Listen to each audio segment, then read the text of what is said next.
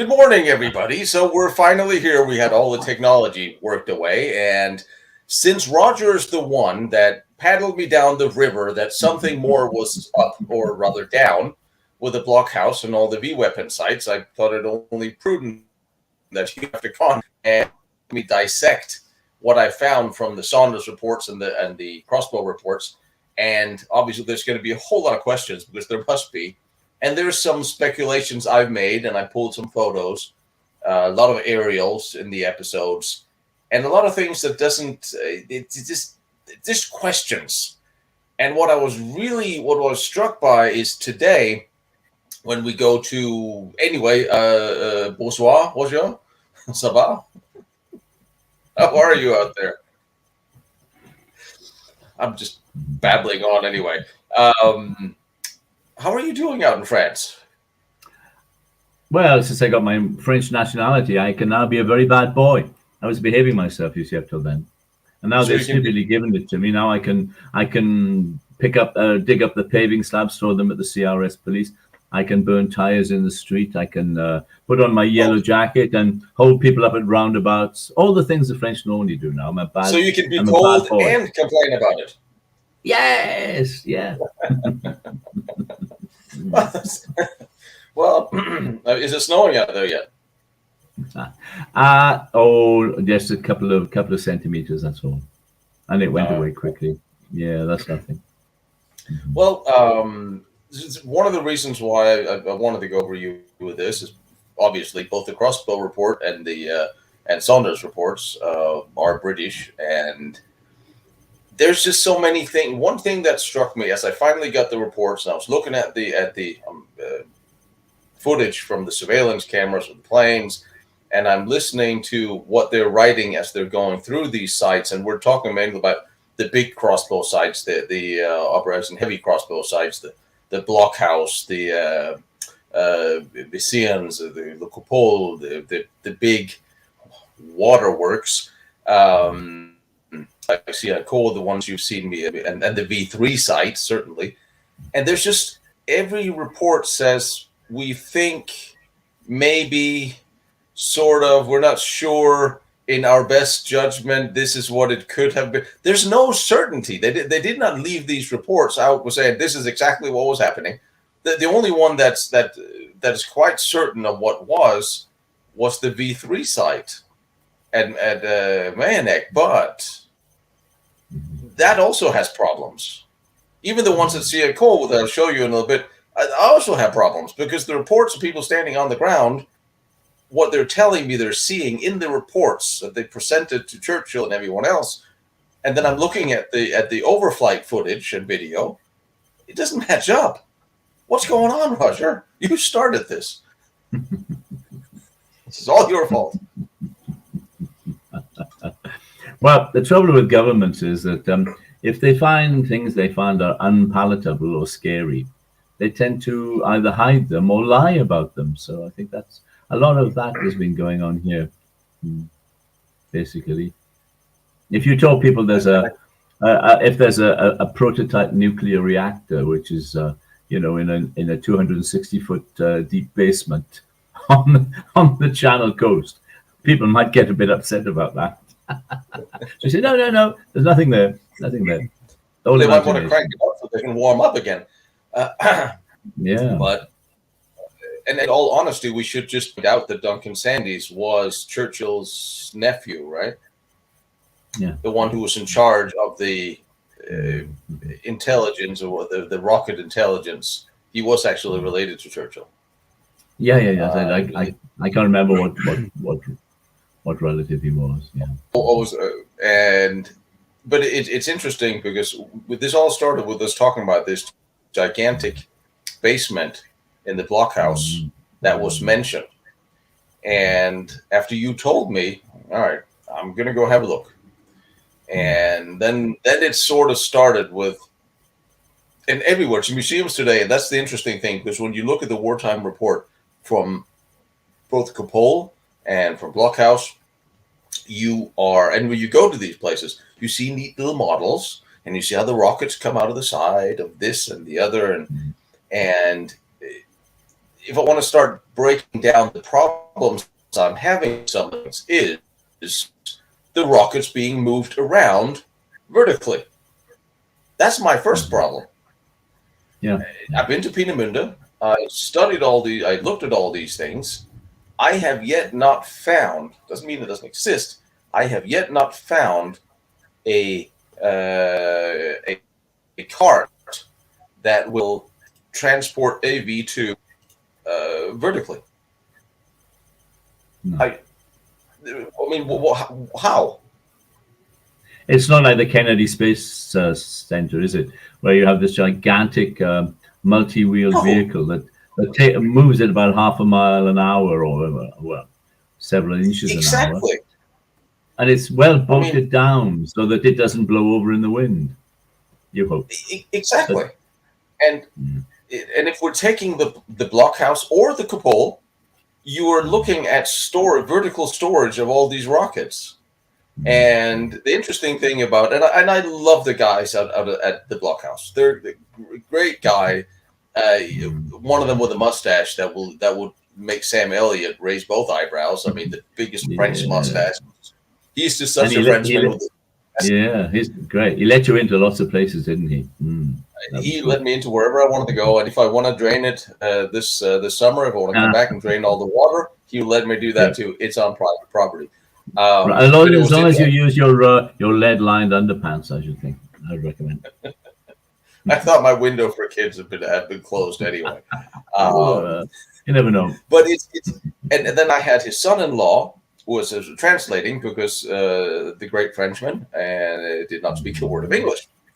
So as we were going through, and he's talking about, well, the rockets will come in on the rail, or maybe I should pull up a picture of this. I have a nice overview of the blockhouse there. Nice screen. Nothing yet. Screen. It was very. It's very interesting. Come on, where are you? There you go. There it is. Can you see it? No, not yet. God, I love this technology. It's just the British government they've imposed a blackout on anything to do with the bunker now, and the V3 site. Oh, hang on. Yes. You see something? We see your menu with all the photos. You do? Well, you're supposed to see the photos. That's the V3 side. Son of a bitch. All right. This is easier at home when I have two. I'm just going to share the whole screen. When we come back to the V3 side, I can comment on one or two of the photos that you have that you used in your video. I can add some comments to a couple of them.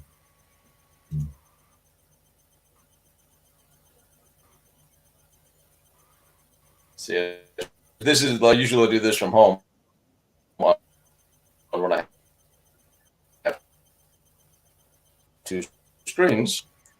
You can see that the chat there, and then I wanted to pick out one of these. That one.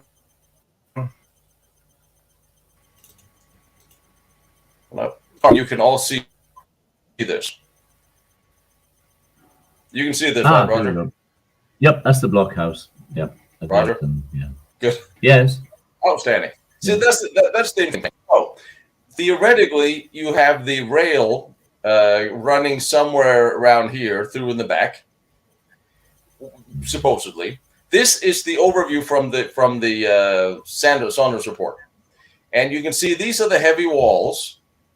The really heavy square walls that they found.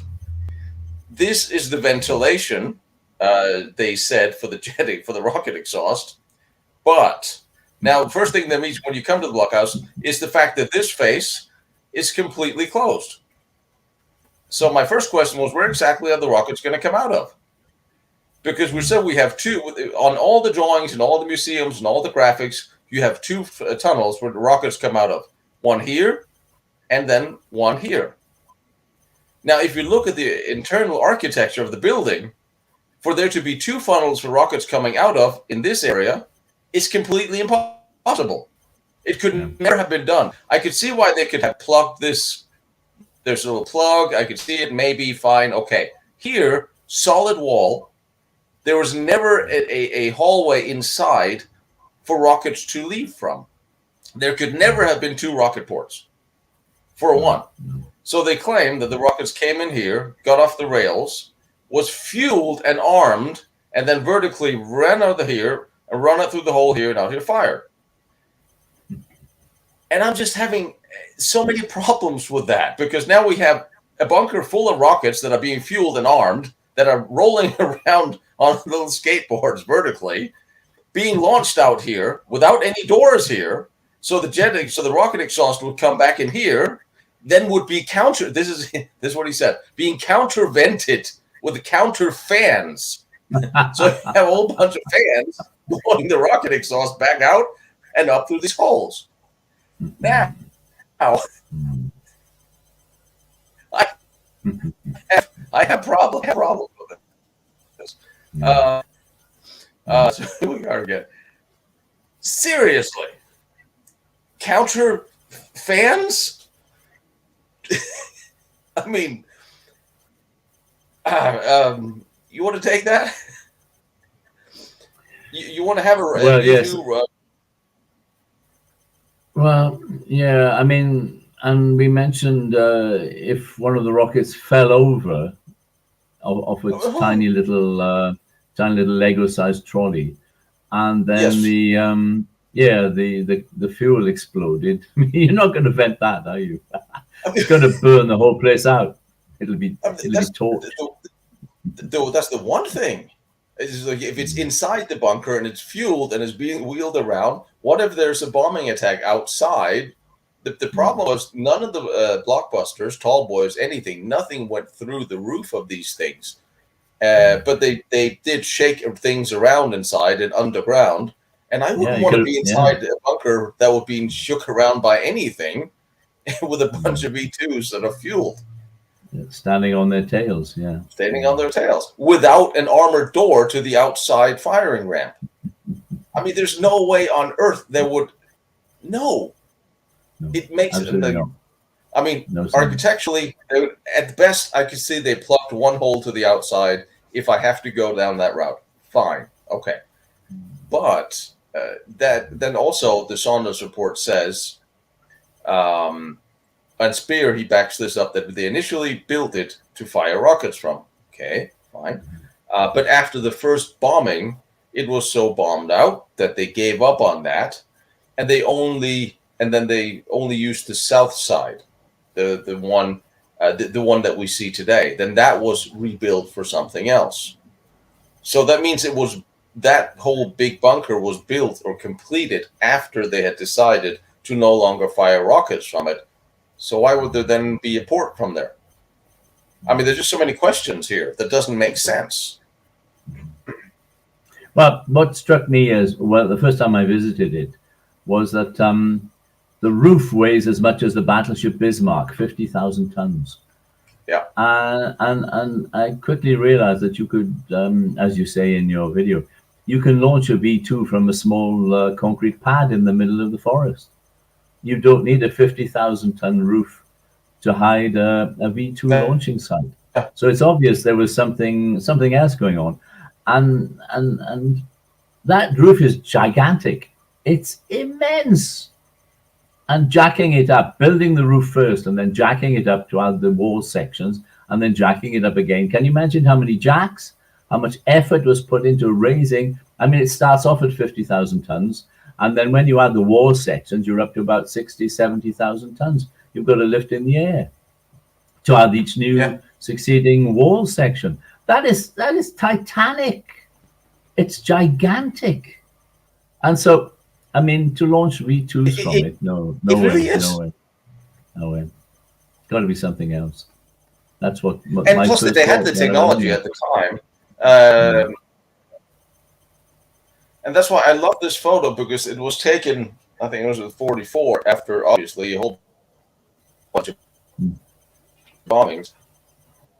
Yeah. And you're looking at, so Mhm. in this side where there's a side here. Well, where is it then? There's no, and there's certainly no opening in this space here that's closest to us, where they said the second opening would be. And you look at that opening, and that's why I film it extensively while I'm there. You see it in the episode. There's just no way there was ever been a second opening, and yet we see a History Channel and everywhere else, there was 2 rocket lines. Like, okay, but the architecture makes that impossible. So at least get it half right that possibly there was 1, and it still doesn't make sense. No. It just and then when they, the first Allied surveillance, I think they started building this. What was it, September 43? Was saying they dug and they saw the excavation pit of 285 feet deep. Now, if you're going to build a bunker that's going to sit on the ground like this, and you're going to jack up the roof, and this is the Allies' own, it's in the report. It's a Crossbow report. It's in the Saunders report. Yeah. Why would you need to dig down 285 feet in order to build a block house if you're not going to do basement? Yeah. Yes. Well, I mean, the very first time I visited it, the guidebook said there was this 80-meter deep basement, and that the staircase going down into it was that projection off the side. And then when I went back with my my young sons years later on another a grand tour of France, I took them there, and the guidebook had been completely changed. And suddenly there was this idea that you could launch missiles through the wall, and we stared at it. And all connections to the to any underground basement had apparently been concreted over. There was no mention of it, and the staircase cover had suddenly become a firing point, a firing control point. But it has no slots, no vision slots. I mean, I just laughed when I saw that. Like, something else is going on here. My immediate thought was that it was about the time when we were trying to. Yeah, sorry, go on. I was thinking that. No, go on. We have a little delay. We were trying to what shall we say? We're trying to bring on board our friends in West Germany to be our new best friends. With ideas that eventually Germany could be reunited. And all mention of Nazi nuclear work was not going to be, what shall we say, politically correct at the time. So I think that's why they changed the guidebook, basically, to cover it up. But there never was anything like that. And why would they bring Madame Curie's, was it her brother? Her son. Sean, what's it, Sean? Son. Her son. Why are you bringing a nuclear? And that was in the British reports as well, that they thought it might. The nuclear came up quite often as a concern. Yes. Air fuel bomb came up, gas, and so on. And we also have to remember this is the lower level where you actually see the rails, and we have to remember that everyone like this drawing from the Saunders report is a guesstimate. And they put that in the report. I uploaded the whole report on the website, so you can all read it yourselves. But all this was a guess as to where they thought machinery for a chemical plant would be. And it's all throughout the report. We think, we are guessing.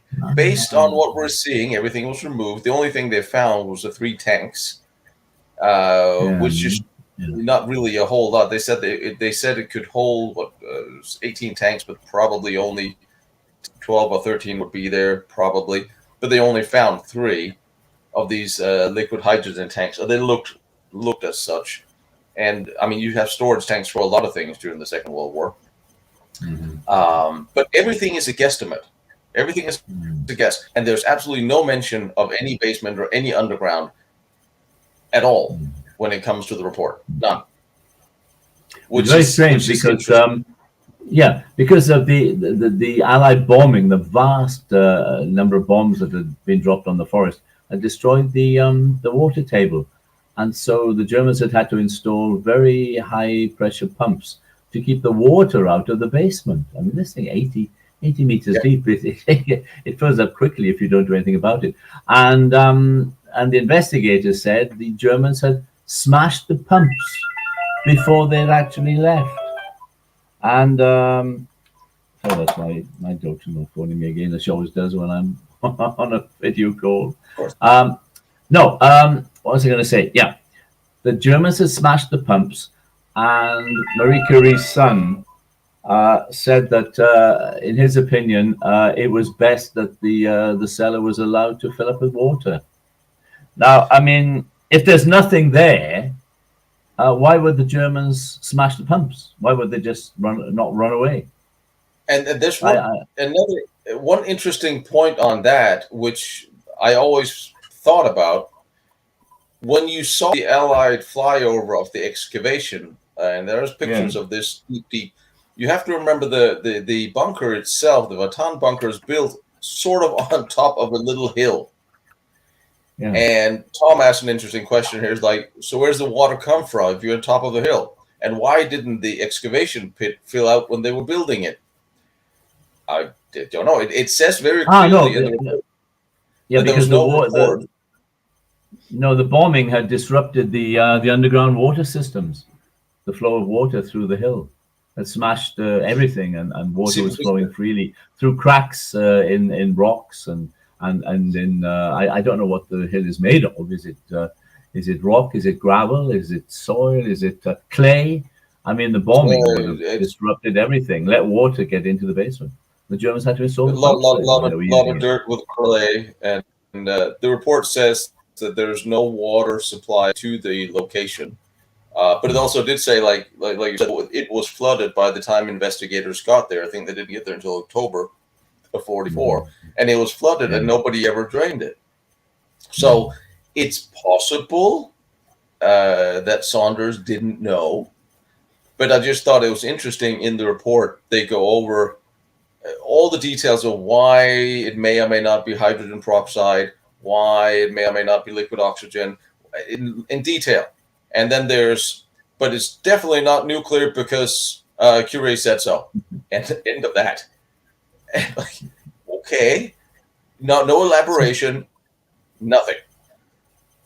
So I mean, we can't deny the fact that a basement was there because it was seen in its excavation was seen in the original overflying. Yeah, and the Germans installed pumps to drain it. And so there was a basement there, and now we've hidden the fact in the guidebook that there ever was a basement there. But I mean, if you're making liquid oxygen or hydrogen for fueling missiles, you don't need to dig a pit 80 meters deep. No, it doesn't make any sense. And the other thing is, if you need to launch rockets from an above ground bunker, you also don't need to dig down on 80 meters. No, because if you've got you've got the 50,000 ton roof. So why do you need to dig so deep? It's not for protection from bombs. It's to hide the whole point of the roof first, and then they jacked it up. So it was bomb proof by the time they filled in the walls, which is interesting. But again, if you do that, you're not gonna. Again, what's with the pit? The pit doesn't fit into that construction method. It would be just the opposite. Like if you look at the coal or the Weingut or the Siaco, where you build the walls and then you fill in the dirt and then you just pour the roof on top. Here they built the roof first, jacked it up, and stuck the walls in, which is a really roundabout way of doing it. But okay, they learned something from this. That's fine. But again, the basement doesn't make sense. And you're not the only one who mentioned that this has been noted before, because I saw, as I was researching this, I saw a lot of statements of people who have read and seen this basement reference. So it's not just coming out of here and the British reports, something worth looking at.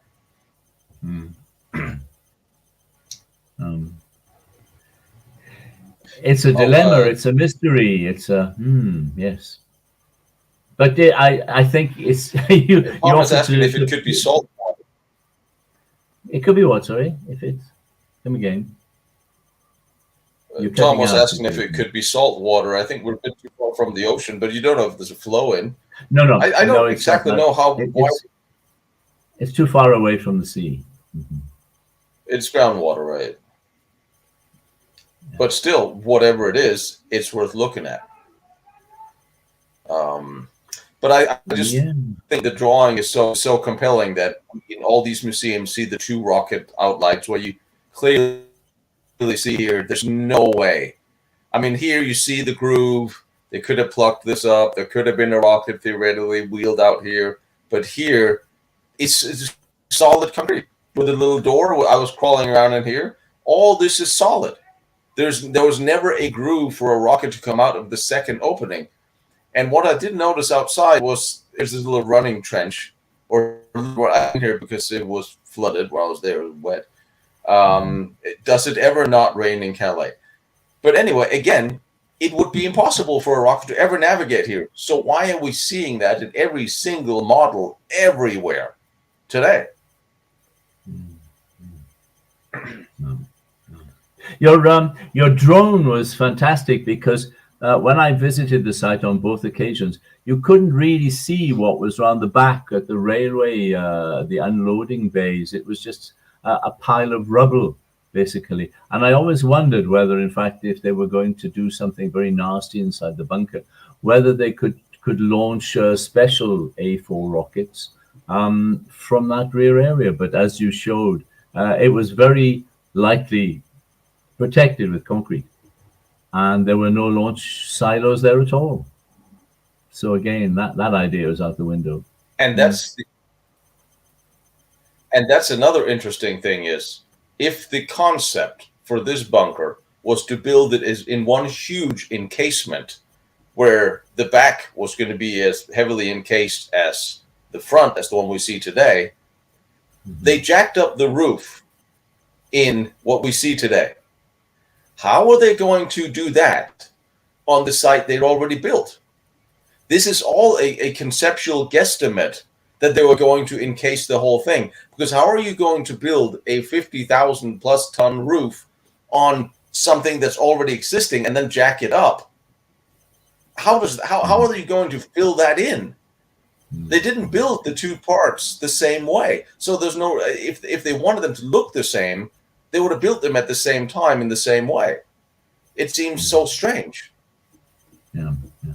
And the light protection of the railway element, if that was bombed and damaged, then you had so many slave workers, they could very easily and very quickly reestablish the rail connection, leaving the main building intact. Yeah, exactly. Yeah. It's a scary looking thing from the inside, isn't it? That huge. It's like a cathedral with I went on a guided tour the first time, and they shut the door behind you. It's very eerie. Gives you the feeling that something nasty was going on. That's another interesting thing is the doors. Fascinating. Yeah. There's the only actually let me go. Officially is the rail entrance here and here. There are no doors. There's no way. How do the workers get in on the rail track? Have you ever seen a bunker with only a driving entrance? I mean, where's the emergency exit? Well, they wouldn't worry about their slave workers, but the high up Nazis would want an escape exit, wouldn't they? Basically, yeah. I mean, so they could how are you going to open the front door? What if Himmler wants to visit? It's just there's just questions. And I thought that was interesting. The little thing I started noting is well, no entrance to this thing other than through the rail, which is weird. And then one thing that I noticed that he told me when we were upstairs, this is the lower level. Let me, this is, sorry, I have the pictures mixed into both the things I wanted to show you. So this is the higher level. So when we were up here on the top level, he was telling me that there was a ventilation pipe that we saw right about here that he said it went in the wall and then it went vertically all the way down to the bottom floor. It's not in the drawing here, and I was wondering, why would you from the top floor to the bottom in the wall have an encased ventilation? Go all the way down there and then vent into the building. It's just an interesting, but it must have been thought out before they were done. Strange. Yeah. Yeah, and that was the same thing I saw here in this. When you look at this little ventilation hole in here, or pipe that goes into what would theoretically be the bit they stuck in to fill the gap. Yeah. Why, if you're just going to block out that gap, so no rockets, if you go by that hypothesis, the rockets were going to come out through here, why would you put a ventilation bit inside that? It would just be a square piece of Lego. And where would that go? It doesn't go through the wall. It doesn't go down anywhere because you're just putting in a thing. So why is there a ventilation pipe in what they said is the filler? Why would you stick in a piece of Lego and put a pipe in it? Where's the pipe going to go? It can't go anywhere because it wasn't been planned for, or if we got hypothesis. Yeah, exactly. Just saying. So weird. The rebar sticking out. The other drawing that you showed, the general plan, there's some writing next to it, isn't there? There's the gap in the rebar on the left of the firing point. No, it's not that drawing. There's another one.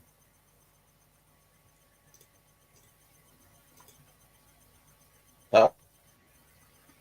No, it's a plan. Oh, that's another drawing. No, that's, now you're getting to talk throughout the day. We'll get to those. Yeah. Okay. There it is. Now, there's some lettering. Look in that gap in the rebar that one on the left, bottom left. Yeah. What does that say? Why is the rebar sticking out? I was puzzled by that. Oh, here. No, keep going down. There, yes, there. Yeah, me too, because that was supposed to be the... And that's the wonderful part, where they say the rocket exhaust would ventilate. The rocket would be fired here. Then the rocket exhaust would come in here and be vented out that way, because they weren't planning on putting a big door, although on the supply and dump that they had near here, they found tons of these doors that were like the ones that was sitting that Le Coupole they had for big doors. But it's interesting, both at the V3 site, at Le Coupole, and here, the only heavy steel doors they refer to are the ones found at the Vatan dump near here.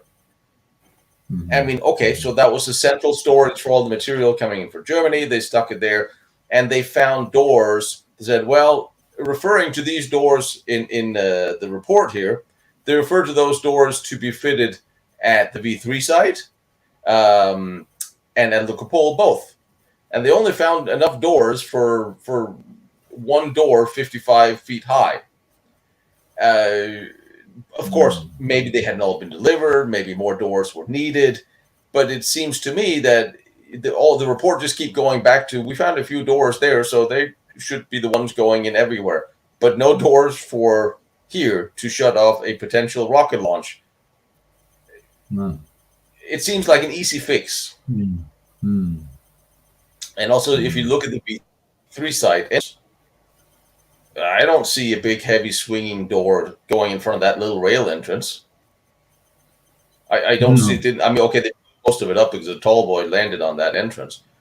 But I'm not seeing how there could have been a door fitted in front of that rail entrance.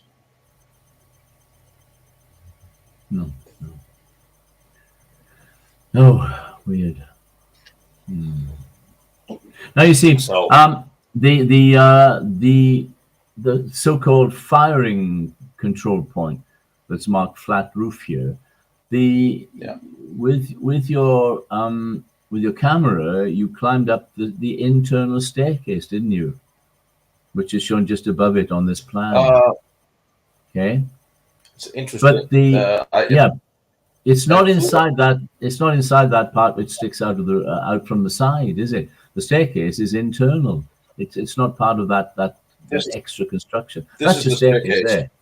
So, in other words, the underneath the flat roof, that is the staircase that does not go up; it goes down. And it's just cemented over. Yeah. That whole floor is just cement, which is interesting because there was no it didn't look like there was any intention of building up or down. It was just flattened over. So this would make sense if there's a staircase there going up, and then there's a staircase here going down.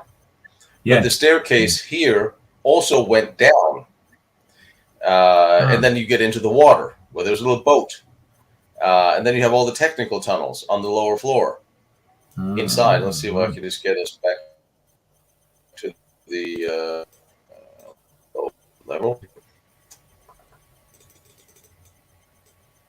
Yeah, this is the lowest floor. So this staircase, this is the lowest floor that they have made a drawing of, mind you. So here is just this little room, which honestly looks smaller than, well, okay. Here's the staircase that goes up, the staircase that go down into the water. So this is not the lowest level. This is, I guess, like the first floor up. This is where the rails are. But there's a level underneath. If you look down, and you get all the technical tunnels and walking tunnels underneath this, which is all the flooded part. So if you go down here, you can get in a boat and you can sail around the water underneath this section. So there's plenty of stuff to do here. Yes. Yeah. But yeah, and again, we're back to. I thought actually, if you climb through there, there'll be an entrance here. But I'm going, why is here a passage if they're going to launch rockets right here? And again, it's really damn hard to get a rocket out through any of this. Yeah. Just saying. Yeah. I actually thought there was going to be an entrance here through this hole. I don't know the passage and little block sitting there. I actually don't understand why there is. Something I'll have to go through as well. And then there's the heavy door. It was still in place, which is very neat. And then the other one, which is... But all of this, they filled up with cement. All the way up to pretty much... Let's see, where are we? Yeah, all of this from here... Stop it. We'll get to that, guys. We'll get to it. Why am I going the wrong way? The spoiler. Yeah. This whole part is filled up by half. Yeah. And then you see that then here there's a wall over, and then there's a drop down to the original level. So this is the original level by 10 feet? And this they just filled up with cement for... What was the reasoning they gave for that? I wasn't clear on that. Post-war, why they filled this up with cement. No idea. Because you see this door is hidden. It's cemented over. So I mean, they said it was for access. It was easy to get into. I mean, I would think it would be easier to maintain the original lower level, and then dig up some dirt than it to pour all the concrete up here, or actually all the way up to here. Because here's the entrance here or here. It's easy to see in the video as I walk through. Don't know why they would post-war fill that whole section up because that was a lot of work. Yeah. To hide it. No one told me why. So, well, that's what I'm thinking. If you're going to fill in several tons, quite a lot of. Yeah. Because they did this. Oh, it was something about it's easier to get in access. Like, really? Mm. Um, yeah, I didn't really get that part either. So at least he'll let us drain it, and then we'll get down there and then we'll find out what's going on. But I think there's enough questions in this that needs to be asked. You you couldn't go there with a Geiger counter. I actually did have one with me, and I didn't find anything near the water. Nothing was really coming off. Near the water, nothing was coming off. Okay. But again, if it's 80 meters down, separated by something, and water. Yeah, that's true. It's pretty well. Yeah, we don't know what was down there. We don't know what they were doing.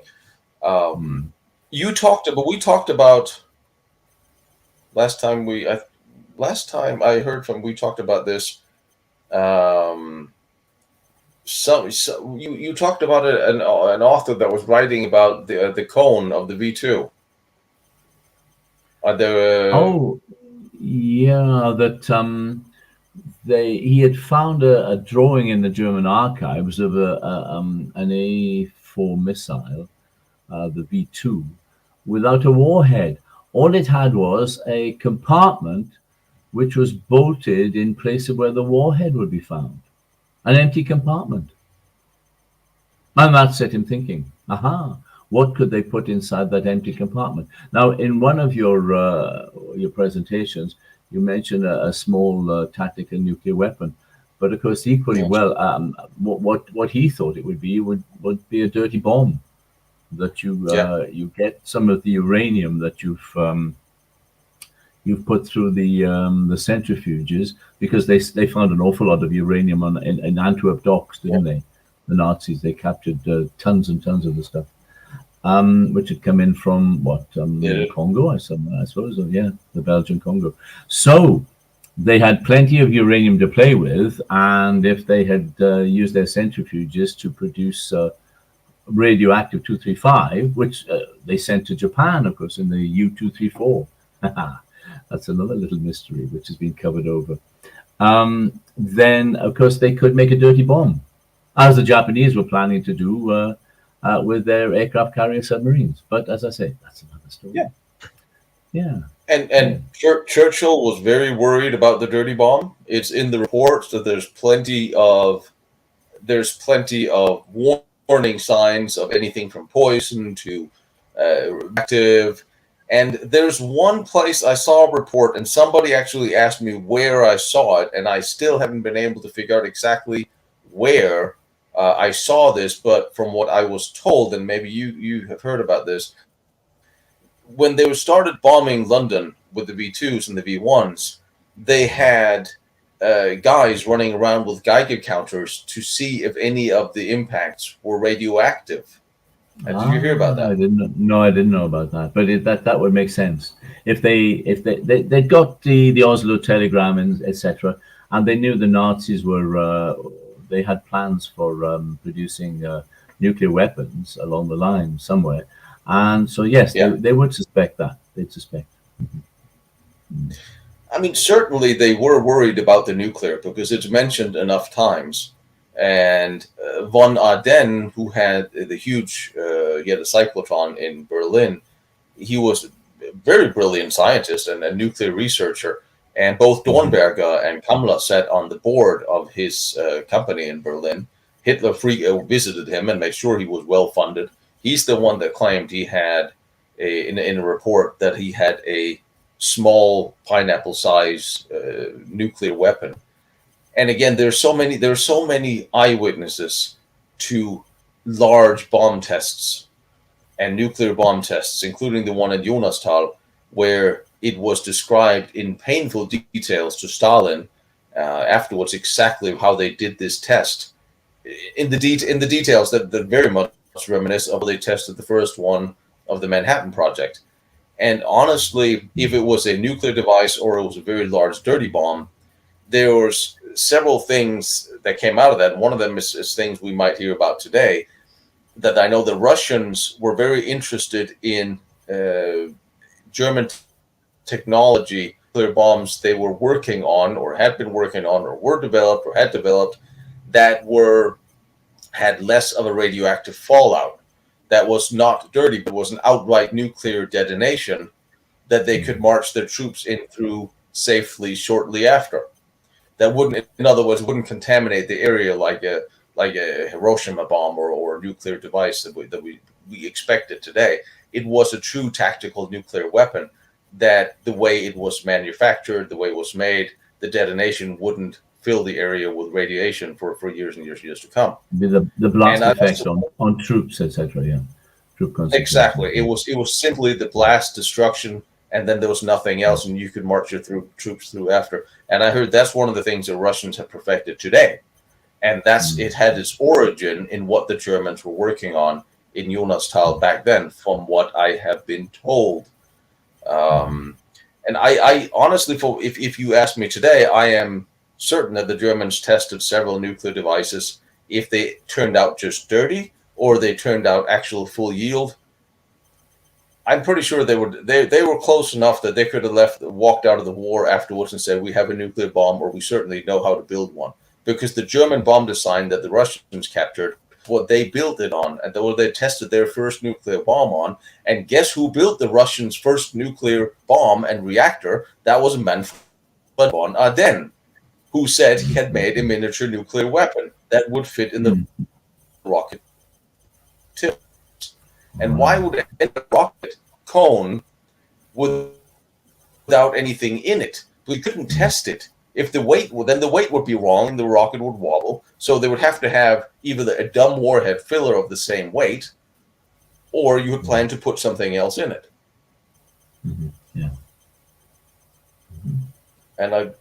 And I think that is there you go. Thanks, Tom. Maria, sip of my development bombs.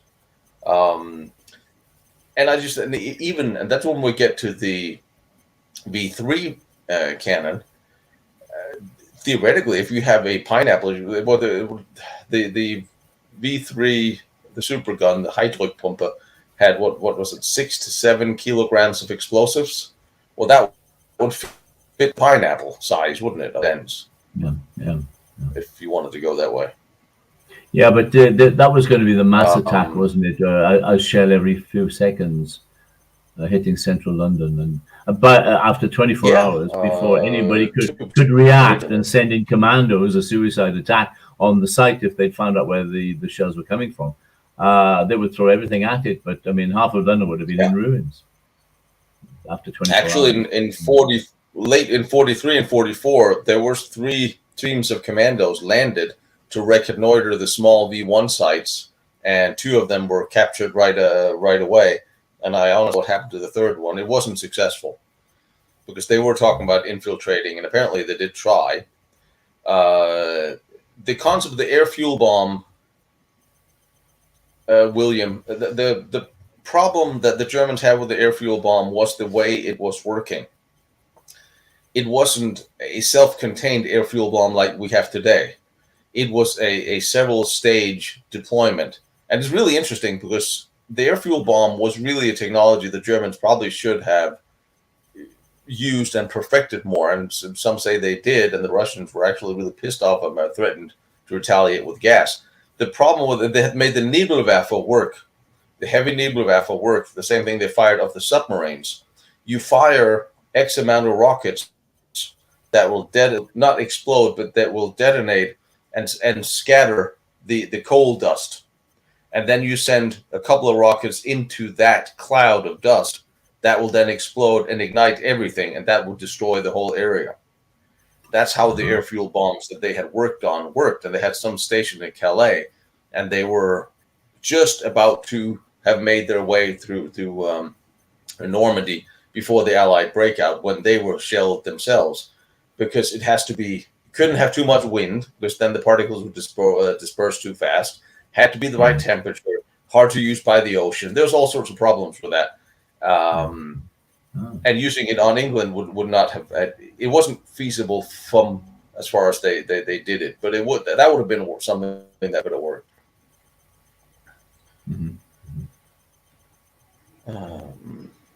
Yeah, air fuel bomb was an interesting thing. Let's talk about these the rock, the V3 again.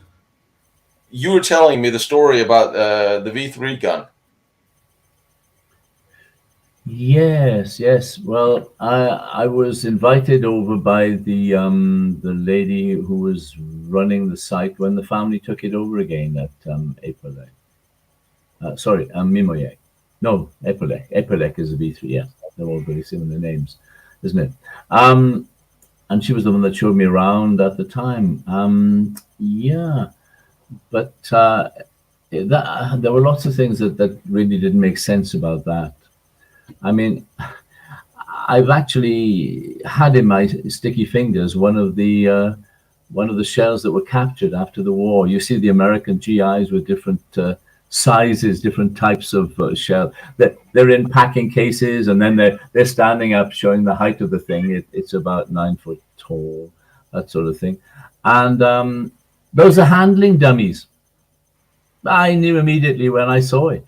You cannot fire it. No, that drawing is completely. It's nothing to do with. There we are. There they are. Those are handling dummies. Imagine you've got to load hundreds of shells every hour. Hundreds.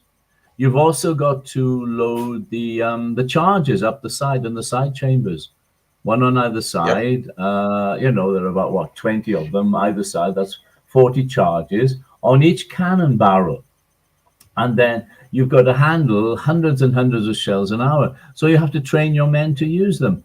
And that's the sort of thing that they made us as handling dummies. If you fire that out of a smooth bore at 5,000 feet a second, it will just tumble.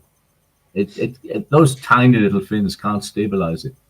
The shell that I actually handle, I've got photos of it hidden away somewhere. I'll have to dig them out. It's in an ordnance center in England, and the artillery expert that actually let me in and let me handle the thing and photograph it, he said these shells had spring-out fins, stabilizing fins. They sprang out from the side. It's the only way you can stabilize them in flight.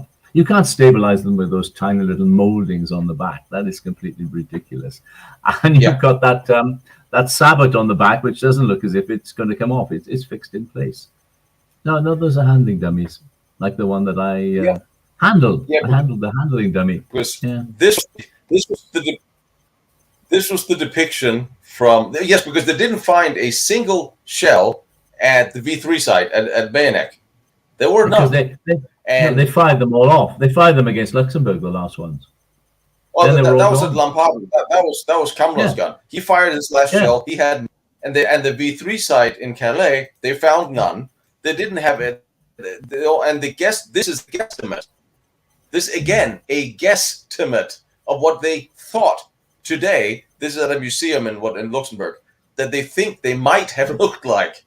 And the problem is the way the Germans they did this, and they really messed up, because the story behind the shell for the V3 gun. The V3 gun was not a bad idea, but it took them 6 months to figure it out, where they were dilly-dallying around and just messing up on the design of the shell, because the designer was a Kohes. The designer of the Ruschling shell was initially the guy that was designing the shells for the V3 gun, and you cannot deny that the Ruschling shell was a phenomenal piece of kit. It will you saw that at Fortress Aubert through 30 meters of soil, and it exploded on the camp. The Ruschling shell was, however, low velocity, deep penetrating. That worked. So he had a success, and they set him about building this. And what Ruschling or Kohes head designer of Ruschling, what he didn't understand was he did not employ any of the aerodynamic principles. He didn't get any ballistics experts from the army involved. He started his own trial and error line of the shell for the V3 gun. And he messed it up because no wind tunnel testing, just fire this, that didn't work, this worked, that was too heavy. The Ruschling shell type dart for this was just way too heavy. It started tumbling at high velocity. And it wasn't until 6 months later, which was literally 7 days before Kamla fired his 7 or 9 days before Kamla fired his first shell from Lampaden, that they decided on which shell to build. And they built thousands of the darn things that didn't work. Yeah, so they had plenty to use as handing dummies when they took the warheads out, and left them behind for the Americans to find and take away to the States and try to find them. And guess what? In 1947, they tumbled. They said, "Oh, it was a disaster." Yes. But we know they actually worked. They flew all the way to Luxembourg from a half-sized version and slammed into Luxembourg. They hit the cathedral at least once. Yeah. And the Luxembourgers thought they were under attack by rockets because they found long, slim projectiles with fins on the back. And I just thought it's interesting that both of these two types are depicted in the Saunders report. This is also from the Saunders report. And so they have two guesstimates in the report because they didn't find any of the other ones in Germany until several months later. One they tested where they actually tested these things. Now there's a photo. Look, can you see that photo? If you look very carefully at it, the breech part has been detached and blown over backwards, facing the camera. It's come detached, so it's failed at the very first joint.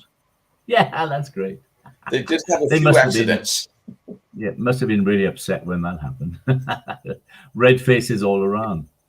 Yeah, and that's interesting. This is from the 1870. Yeah.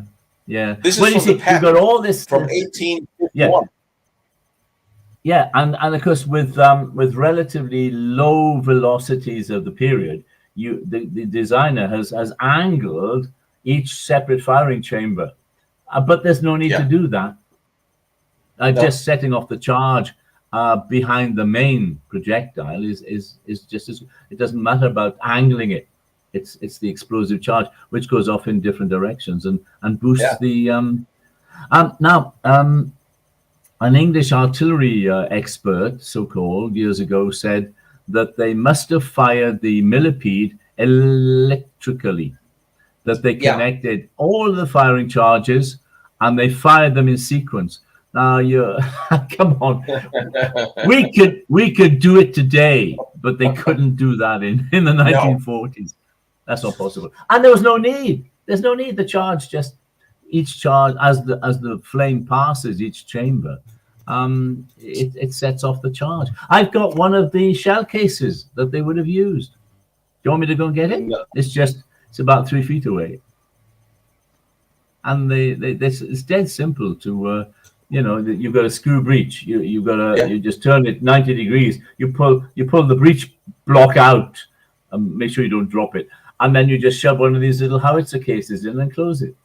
But you've got to do dozens of them as quickly as you can. That's why they had 5 banks of 5 guns each, because while they were busy firing one lot, they were cramming as many charges into the other 4 groups of shells. You wouldn't want to be firing when there were people in the same tunnel. Yeah, you'd have to clear the tunnel. Each inclined shaft would have to be cleared of gunners, unless you had sort of slave workers. You wouldn't trust the slave workers to not put the charge in backwards or to do something nasty with it. So you had to have your highly trained artillerymen to load each cluster of 5 barrels, and you had to clear that. That's exactly right. Clear that shaft. Yeah, and actually here you can see the Germans had tested here with this angled version of this. And they found there was no need straight on. No, because these were the angled ones. At Lampeter, they used the 90-degree angle. It's a dead simple system. Now, when you haven't aligned it perfectly, that's when you will get sections which will burst. And if you showed one of the photos I came across must be the test. It's not at Lampeter. It looks like the one in Poland, where they've got it on a concrete basis going up the hillside, and there's a section which is burst, and they are replacing the section. And I thought, now how the hell do you align something as long as that to make sure that, each little section you put it together to make sure it's not going to burst as well? And then suddenly I saw a clue at the bottom right of the picture. It was the German, the crane belongs to the German railway system. Aha. And why would that help them to align each part or each segment of the gun?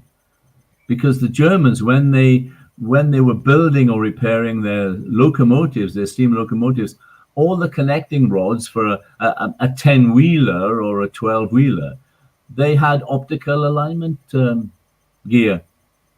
So they would put that one in a breech and shine it up the barrel. There you go. Yeah, there it is. And now written on that crane at the bottom right, it says German S-Bahn system or something. I blew up the picture, like they blew up their gun. Yeah. They're in the process of replacing a section of it. There we are, Berlin S-Bahn. But this is generally helpful. Yeah. Yeah. And that would align it. This is generally how Kamala set his up. And then there will be an artilleryman. And then there will be 2 artillerymen standing on each of the platforms so they could quickly load. And I think the fastest Kamala he got it to fire 3 shells an hour. Well, and in the underground fortress, of course, you've got overhead rails, I think, that carry the charges up inside each shaft. So that that's interesting. Because they hadn't started cementing the slant in the site. They hadn't started cementing those slants at all, where the pipes would be. The guns hadn't been delivered to a bayonet. There's no cement. There was no installation. Even they were far off from being ready. At the V3 site in LA. The guns the sections were there because they were all pre-numbered. There was a huge pile of steelwork outside, all pre-numbered, so they could be fitted together like a Meccano set or a Lego. Yes, they found thousands of tons of metal that was sitting everywhere, but the actual gun barrels had not been delivered yet. Well, they might have been delivered and then withdrawn. Yeah. Okay. Mm-hmm. That's also we don't know that. But it's interesting because there's 5,000 skilled laborers that was working there. There's only 1,600 forced laborers on the site.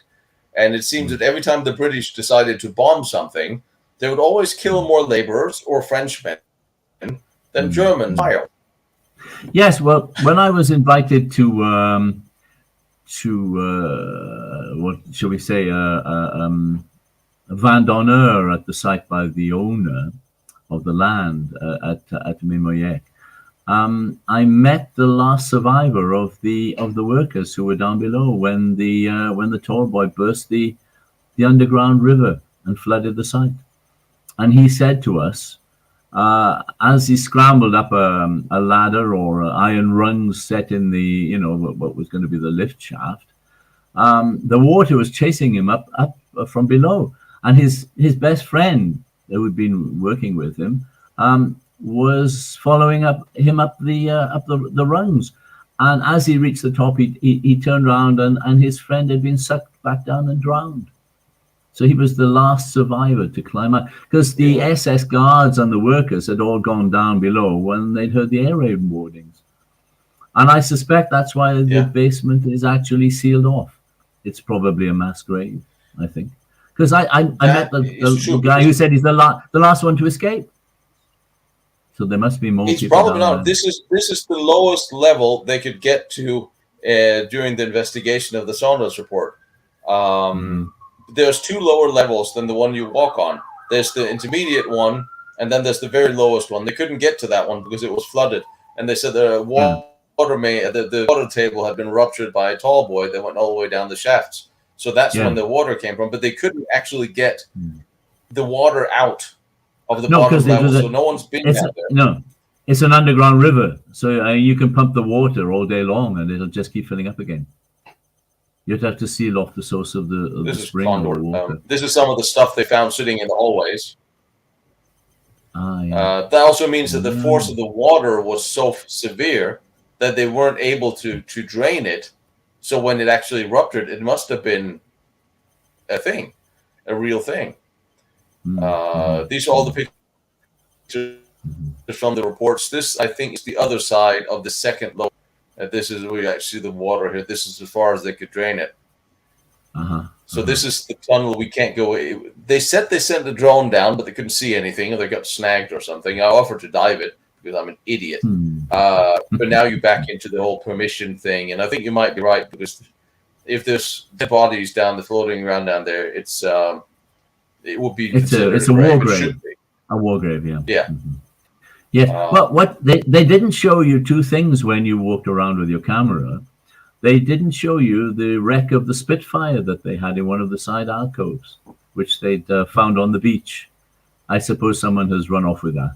If they can steal flags, they can certainly dismantle a Spitfire wreck. Seriously, right? There's the wreck of a Spitfire. A Mark V, I think it was. Yeah. RAF yeah, there was Spitfire. a whole section of tunnel that I didn't get into because it was logistics. Did you see the monument to JFK's brother?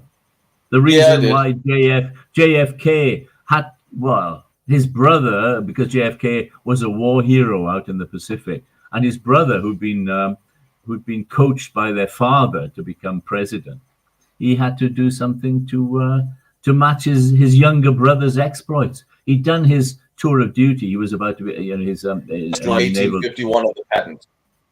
Oh yeah, he'd done his tour of duty. I saw the privateer planes. He was heading back to the States to become an instructor in safety, and he volunteered for one of those the drone missions with the old overage bombers filled with explosives that they would take off in and then leap out by parachute, and it would be guided to Mimoyek by a chase plane. But it exploded over England, and he and his navigator were killed before they could bail out. And so there's a little monument in one of the tunnels to JFK's older brother. Yeah, it's fascinating. And then, of course, JFK comes along. Killed on a training. Right? Okay. Yeah. I thought he was killed on a training mission, not the actual mission. No, it was the actual mission. Yeah, it was the drone aircraft. I thought it was a training mission he was killed on. No, was the actual mission?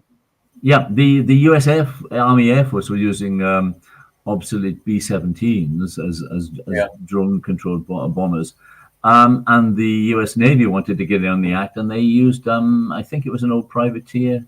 Was it a privateer? Yeah, the B-24 with the tall tail, I think, from memory. And of course they were on the way to bomb Mimoyek, the V3 site. Still not knowing what was there. And so all that is tied in with the Kennedy story and the Kennedy tragedy, because his younger brother had to take over as the next the next guy to be coached as president. Amazing. Look, that's the loading system, isn't it? Arrangement of steelwork at upper thrust assembly. Yes. Yeah. There were rails along the sides. Section. Rails for counterweights. Yeah, this is what would have been in the lowest level. There are the breaches on the left. Yeah. They spend a lot of time trying to. The upper thrust assembly. There's a bit of the whole tunnel system. They spend a lot of time trying to piece together what was going where. And this is the tunnel that you're in. You can go in today. This is the one that those two photos I showed you were from, and this is where they couldn't go. This is all off limits. So is this. Basically, anything under here is off limits. Although the shafts somewhat exist, and they said they pulled down some drones down there, but inconclusive, couldn't really see anything. So what there actually was. Mm-hmm. This is Do you want me to hold my my train up to the camera? Is this the moment? Your what? The train, the locomotive. Hold the locomotive. There she is. I tell you, do tell the train story, because got to tell the train story. Can everybody see it? It's a class. It's a class 50 wartime German heavy freight locomotive, a 210. But this one is a condenser. She swallows her own steam, so she doesn't have to stop for water.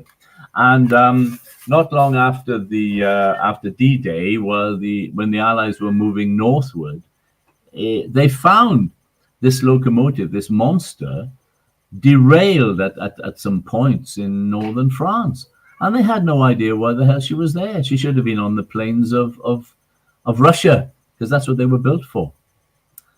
And so I'd known this for some years with my railway collecting, and I got this East German model. The French took her over, and she was 150. That's the class, the wheel arrangement, 210. Class Y, number 1993, an easy date to remember. And they used her on mineral traffic and coal trains in northern France. And nobody knew why she was there. She should never have been anywhere near. She should have been hundreds of thousands kilometers away in Russia, on the plains of Russia. And as soon as I walked into the railway tunnel at Mimoyek, I immediately, it just struck me when I saw the unloading platform on the left-hand side in this enormous tunnel. I said, oh yeah, that's why she was here. They were trying out a practice run to see if they could get from the ammunition factories where they were manufacturing the thousands of shells. I think it was in Czechoslovakia, or the Slovak Free State, or whatever they were calling themselves at the time, to make a non-stop run all the way to Calais. Because if you were carrying thousands of shells each rail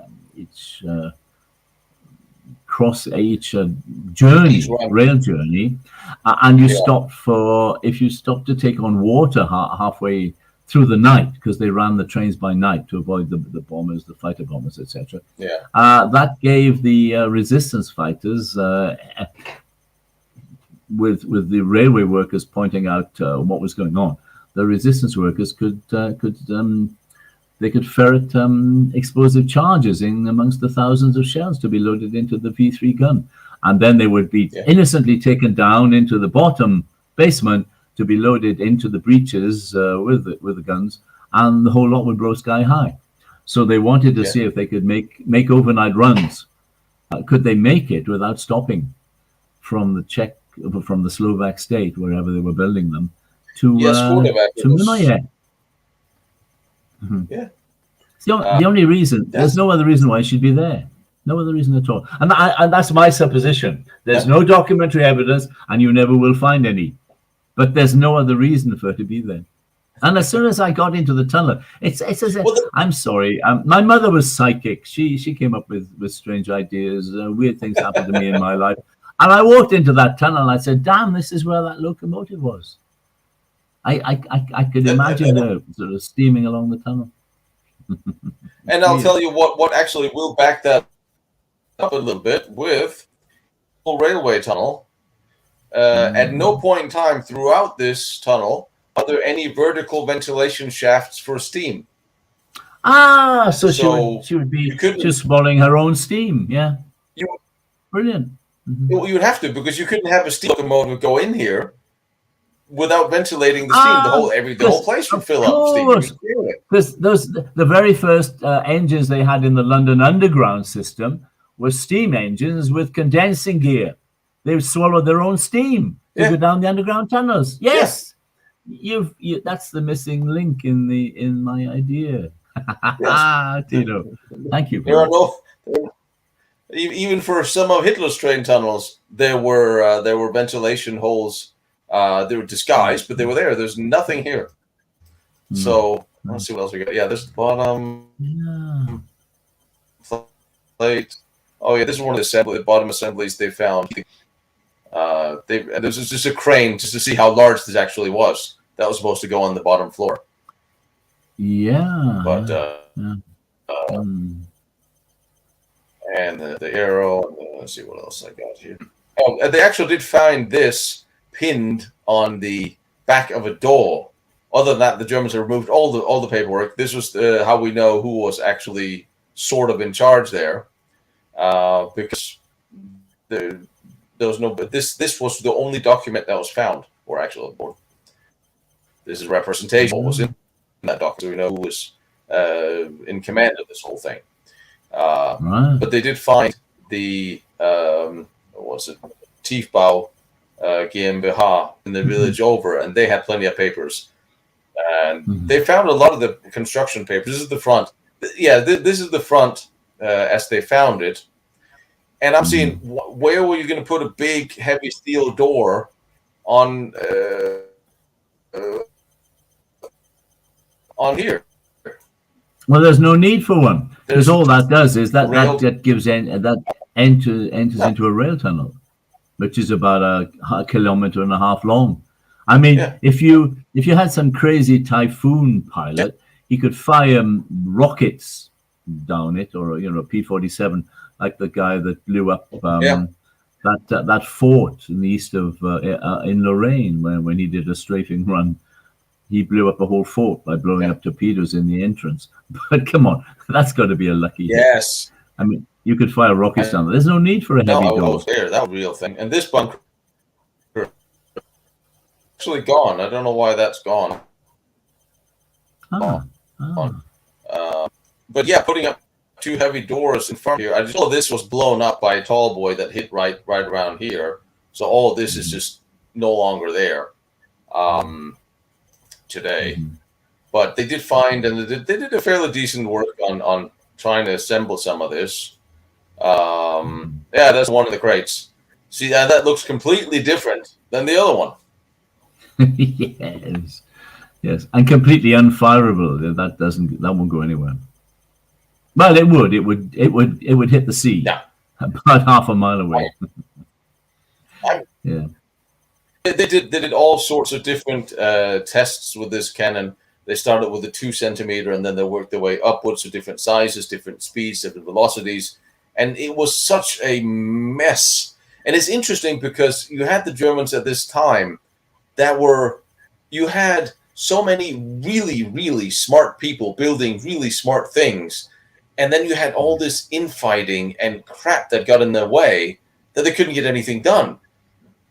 I mean, it's just the same thing with the V1.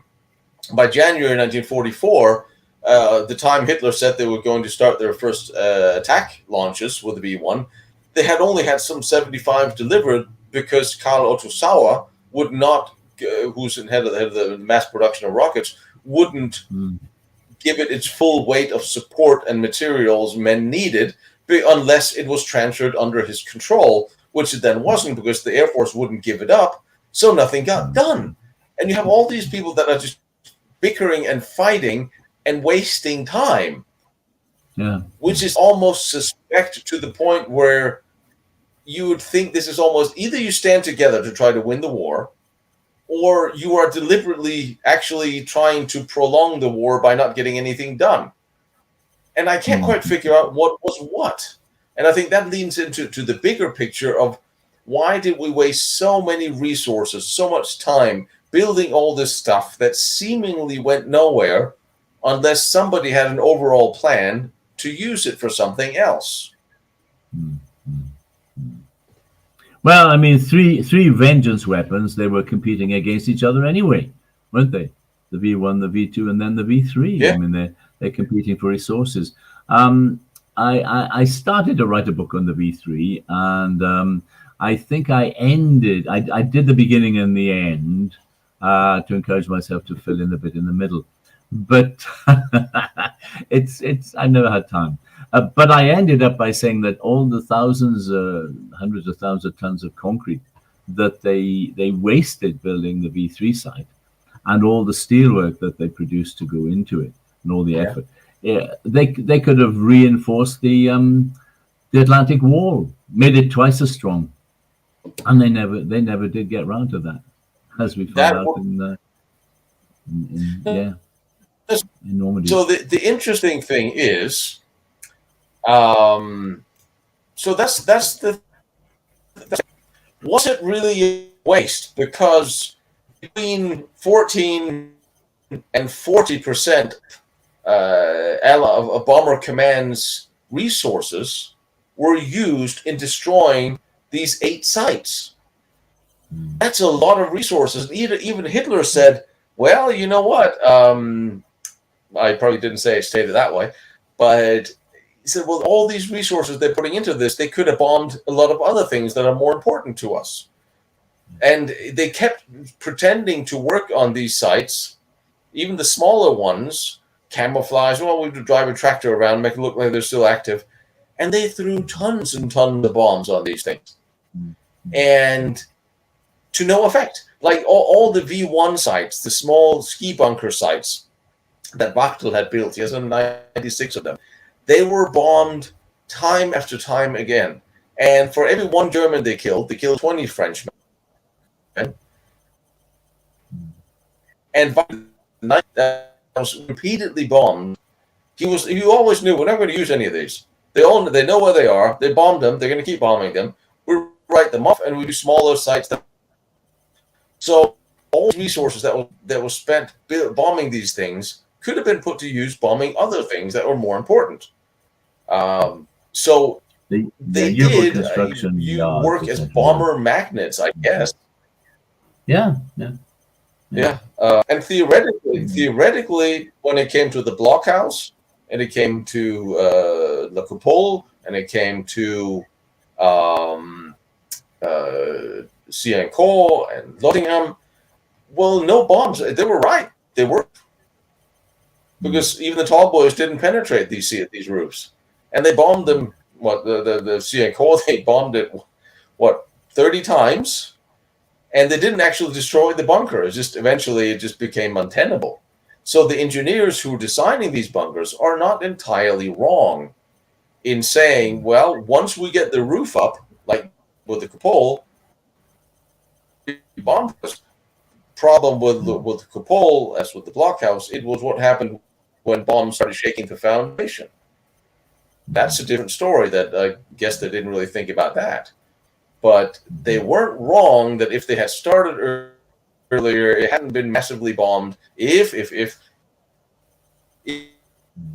fighters, the Air Force off this, if they had more flak like Hitler wanted, if a place like Coupole could have had a rocket launching from there twice the size of the A4. Yeah. Which is also in the report, which is interesting.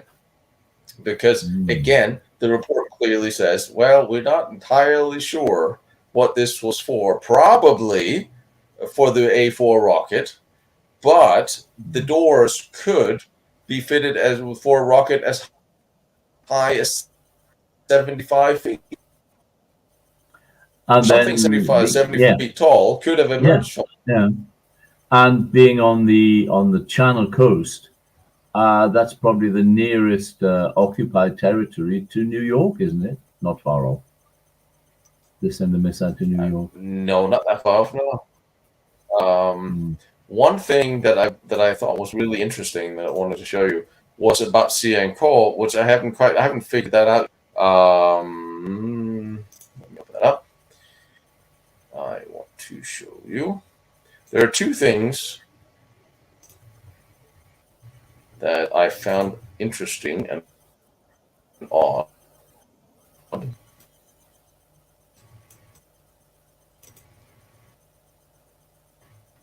Hang on. I'm going to close some of my windows here. Not that one. I'll just to play with. I'll say that. Percent.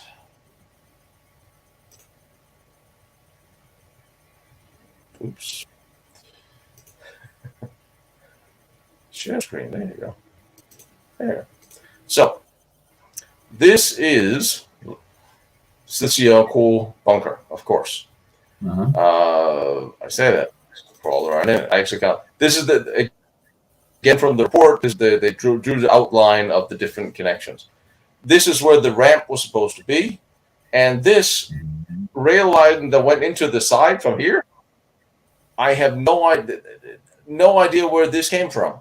This is in the report that this was a well, it didn't say anywhere what one except rail lines, and the rail line into the side of the bunker, next to the launch supposed remember launch ramp. This is supposed to be a clear-cut case of this is exactly what this is. So this picture I don't understand, because when you then open up here, now you're looking at the rail coming in here next to the supposed, and I'm going to go with supposed for this hypothesis, supposed launch ramp. There's supposed to be a rail coming in there. Well, there's not really anything there. And then where did these come from? These, what is it? Well, here the trains came into the edge constructed. And these holes are not entirely clear when you're there today. So where did this happen? Now we're being told rails would hide, rocks would be launched from here, and this was pointing towards London in this degree. Now note, this is a 90-degree angle from the bunker where the supposed launch ramp was. And they did find a ramp of dirt leading away from this hole where they had excavated out with little rail lines or mini rail to start, because they started digging out the insides of the bunker, the Germans had. The problem is, here's after one of the bombings. This is the bunker. This is not a 90-degree angle, nor is this. Had this been, this was supposed to be here, right? So this is what they must have found. And it's not a 90-degree angle like in the depiction they made. And there's another one of these. Oh, there it is. What you see here is the dirt mound they probably found from the side, which is also not at a 90-degree angle.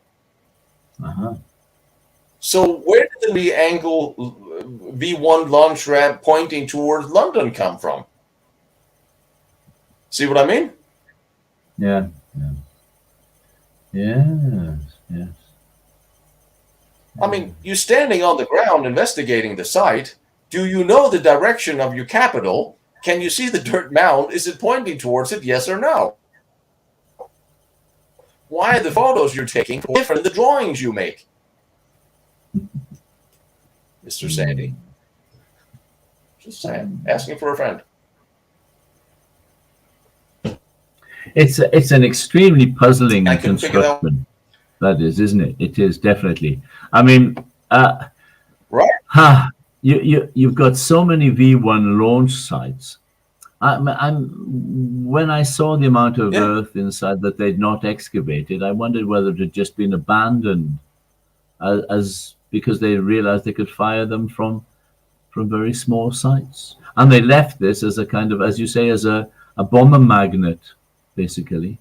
I don't think they were ever going to use it after a certain moment. But that ramp, it's really strange. Because before they started building Blockhaus, Kupol, and these, they knew before they started building these things that the small mobile launch ramps would be the way to go. And besides these, they had heavy reinforced storage bunkers for all these scattered throughout the countryside. Of course, they got to store them close to the firing site. That's a different story. But they knew that the argument within the air ministry and Speer's ministry and Hitler, and this is interesting because they keep doing the thing, well, we all knew we were going to use the smaller launch ramps, but Hitler wanted these big, massive constructions. And Speer, as always, being, pretending to take responsibility of what he was pretending to take responsibility of, always blamed Hitler for every bad decision he made, which is very convenient for Albert Speer. And he was, well, Hitler wanted it. I'm like, Hitler was not an idiot. Why would unless there's a bigger plan to expend all these resources building these 8 enormous bunkers when you know that they're not going to be feasible. And I mean, it's easy to always say, well, Hitler had this and that and the other. He wasn't an idiot. Mm-hmm. I mean, there's got to be a reason other than just, I'm a megalomaniac. I want big things built and spend half of our resources on. It's not a good enough reason. I mean, that is that really a launch ramp, that earth pile? Or is it just the excavated earth that's been dumped up there by, But you workers see, pushing? you build the walls. Oh, yeah. This is when it's half constructed, is it? Yeah, that you first build up the side wall. Although this is very interesting because it actually looks like the inside is empty, doesn't it? Yeah, that's weird. I mean, it is, because this should just be solid dirt. Well, okay, Yeah. first they build these, and then Yes, they it fill in would, the dirt, wouldn't and it? then they just lay on the woodwork, and then pour on the cement. But this looks like it's from the best case where we were inside. Yeah. I think Yeah. this around here is the entrance, or here's the entrance, and this is the room we were in. I think it's a little hard to judge since there's no directional orientation on these for some weird reason. When did you ever see aerial photographs without a at least a north? Yeah, exactly. Oh, Yeah. That usually is. you'll have a marker somewhere, and I don't see. out. I don't see how that represents the finished building. That's really weird.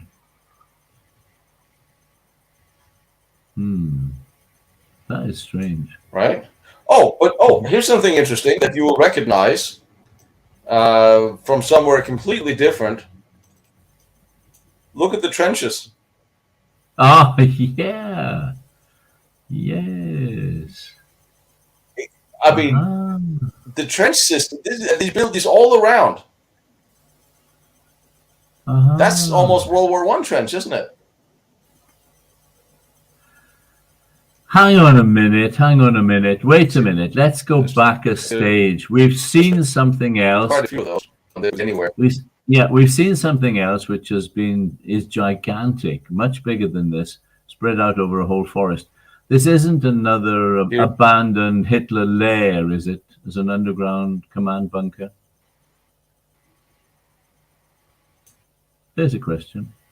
Say that again. Your microphone broke up. Oh, I'm just wondering. We saw the Hitler base in the forest with 900 buildings.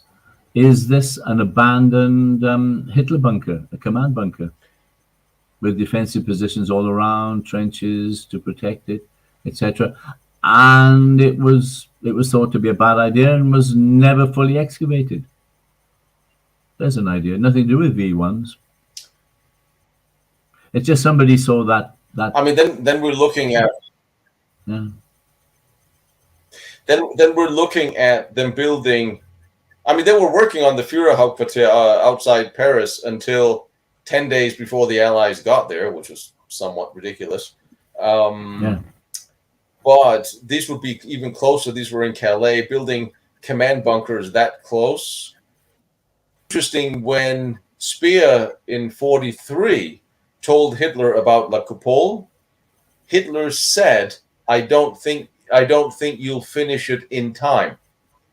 And to me, that shows a remarkable insight on his part, knowing that there's an invasion coming, and even expressing doubt. This is Hitler expressing doubt that Speer is going to finish before they get there.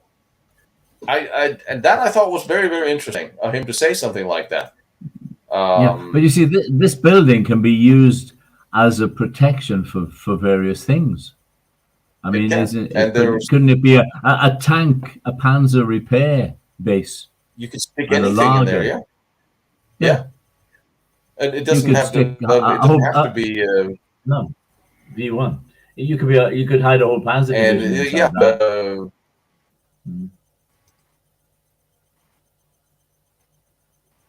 because there's no shortage of things you can do with these large places, and there's just so many questions about this, and I keep especially with Kupol, I keep thinking, well, maybe they were actually planning on a bigger missile, or maybe something entirely different, because the layout is,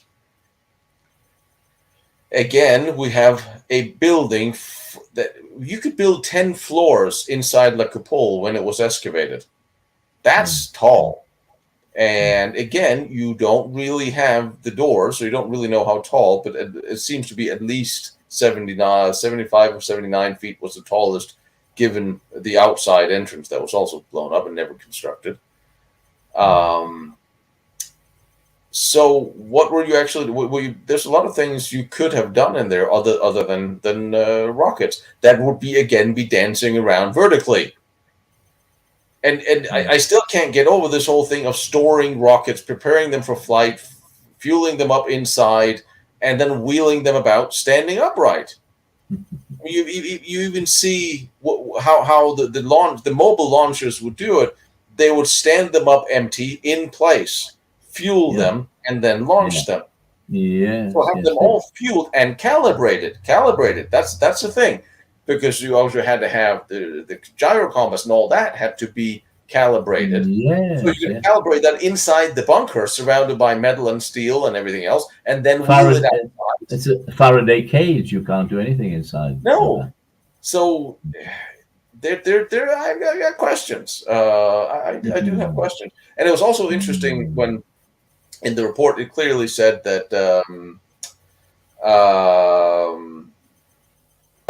Daniel, I'm pretty much going off what the report said from 44, 45, and what Speer and Hitler said and what the documents have stated. And when I say I think, that's when you know I'm speculating. Some things you sometimes have to educated guesses based on 2 and 2 must make 4. Also, in the report, it said it is very or highly probable, can't remember the wording, that other tunnel entrances and entrances had been covered up by the heavy bombing, meaning that it was very likely that there were other tunnel entrances, complexes around La Coupole that they haven't found yet, because they were just destroyed. So again, there are things around there, and I know that I don't know if you want to come. It sounds like something with rubber Wellingtons. All the entrances that you can't see, he will take us through, because it's muddy and it's clay and it's chalk and it's wet. So you know it's going to be miserable, but I'm dying to go. Your favorite environment, isn't it? I know very well. Wow. He promised that when I come back, I think we'd go to Calais for a couple of days and snoop around and Thierry he's a nice guy. He wrote the book about the 9,000 deportees to Nordhausen, the French deportees to Nordhausen. It's only in French, but that's why I did a little bit on it in English. So because a lot of the Frenchmen, it was trying to connect the 9,000 Frenchmen that was deported and working mainly in Nordhausen, trying to he identified all of them. It's a book with 8,000 pages, something outrageous. It's several volumes, where there's a little section of every one of the deportees, what happened to them, how they died, where they were, or how they were released. So to connect the families, and every one of these 9,000, he had a book printed, all nonprofit, each for families of the ones who were there. So some of the families had no idea what had happened to their loved one, and he got a book to most of them. But a lot of them or their families emigrated to America after the war, obviously, or somewhere else around the world. So they haven't heard of it. They don't know. They don't have anything to do with it. So trying to find, that's why I did the documentary about it, English, to reach an American and British audience. So everybody who thinks they might have had French family that was working as forced laborers for the Germans, maybe their relative, and he'll be in the book, with their story. So I thought that's a good and decent thing to do. Great. So, all right. Would you fill? Let's see what people are asking us. Why would you fill in hundreds of yards of tunnel and concrete only to hide stuff? Yeah, pretty much. Yeah. Yes. I would say that would be the optimal reason to fill in tunnels with concrete to hide stuff or protect stuff. In this case, probably to protect stuff. I mean, all these things were built to protect something. And like I said, I will go to my grave, given the globalists sometime next year if they get their way, starve to death on lack of meat, cow, and fuel, believing that the Germans had a fully functioning nuclear bomb project, and just by me saying, and no, it wasn't Heisenberg. And I love every one of the mainstream medias always brings up Heisenberg. He couldn't do it. Himmler hated Heisenberg. In fact, Heisenberg's mother had to call Himmler's mother to get Himmler's mother to call Himmler to tell him to tell the Stürmer and the SS to lay off her son. No, they didn't get along. He did. But Heisenberg wouldn't have gotten the funding and support of the SS because they didn't like him. They gave theirs to Diebner, Schumann, and von Ardenne. And in the middle of all, like I said, in the middle of all this, 15,500 skilled Germans were pulled out of the war machine in late 1944 and put to work in the nuclear project. 15,000. And you couldn't even get 1,400 to go work on building V1s that was actually about to launch. They took and from Auerwerke, the Russians confiscated 400 tons of radioactive material and 7 tons of metallic uranium. That was just what the Russians got.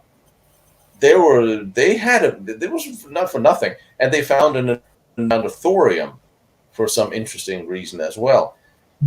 There was a long-sighted plan with the nuclear research in Germany and other things. And I keep thinking that maybe these enormous projects had some part of that. Yep, it's possible. Definitely.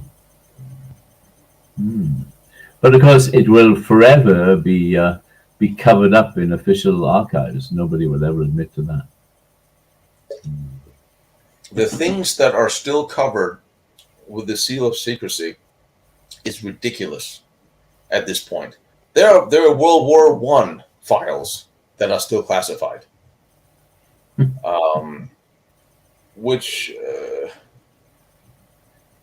yes, History Channel, they very much tell everybody that Hitler was gay, and I haven't found any shred of evidence on that. Honestly, I don't really have. I mean, he didn't have that young girl hanging around for nothing. I mean, Eva was a girl. I mean, was it a cousin who committed suicide? Shot herself in his apartment with his pistol? Gailey? Yeah, Gailey Raubal. Gailey Raubal shot herself, and Gestapo Müller was the head of the police department in Munich at that time, and he covered it up. Yeah. On behalf of the Bormann. So now they all sort of helped on each other there. And it's interesting because in the diaries of both Goebbels and some of the people surrounding Hitler, when he met Goebbels they were just dating Magda Goebbels. Hitler fell in love with Magda Goebbels because she reminded him of Gailey Raubal. And niece, yes, and I think it's very interesting because niece, yeah, not a cousin, yeah, niece, yeah. I will still, I believe, and that is just again my opinion. From everything I've read, circumstantial, and looking at the many times that Magda Goebbels got knocked up and was giving birth, and every time she gave birth, her health declined a little bit. And the one that was always visiting her and holding her hand in hospital was Hitler, all the way up through the war. I will go out on a limb and say that Hitler and Magda, they had an affair, and that Goebbels, he knew about it. It's one of those things that's damn hard.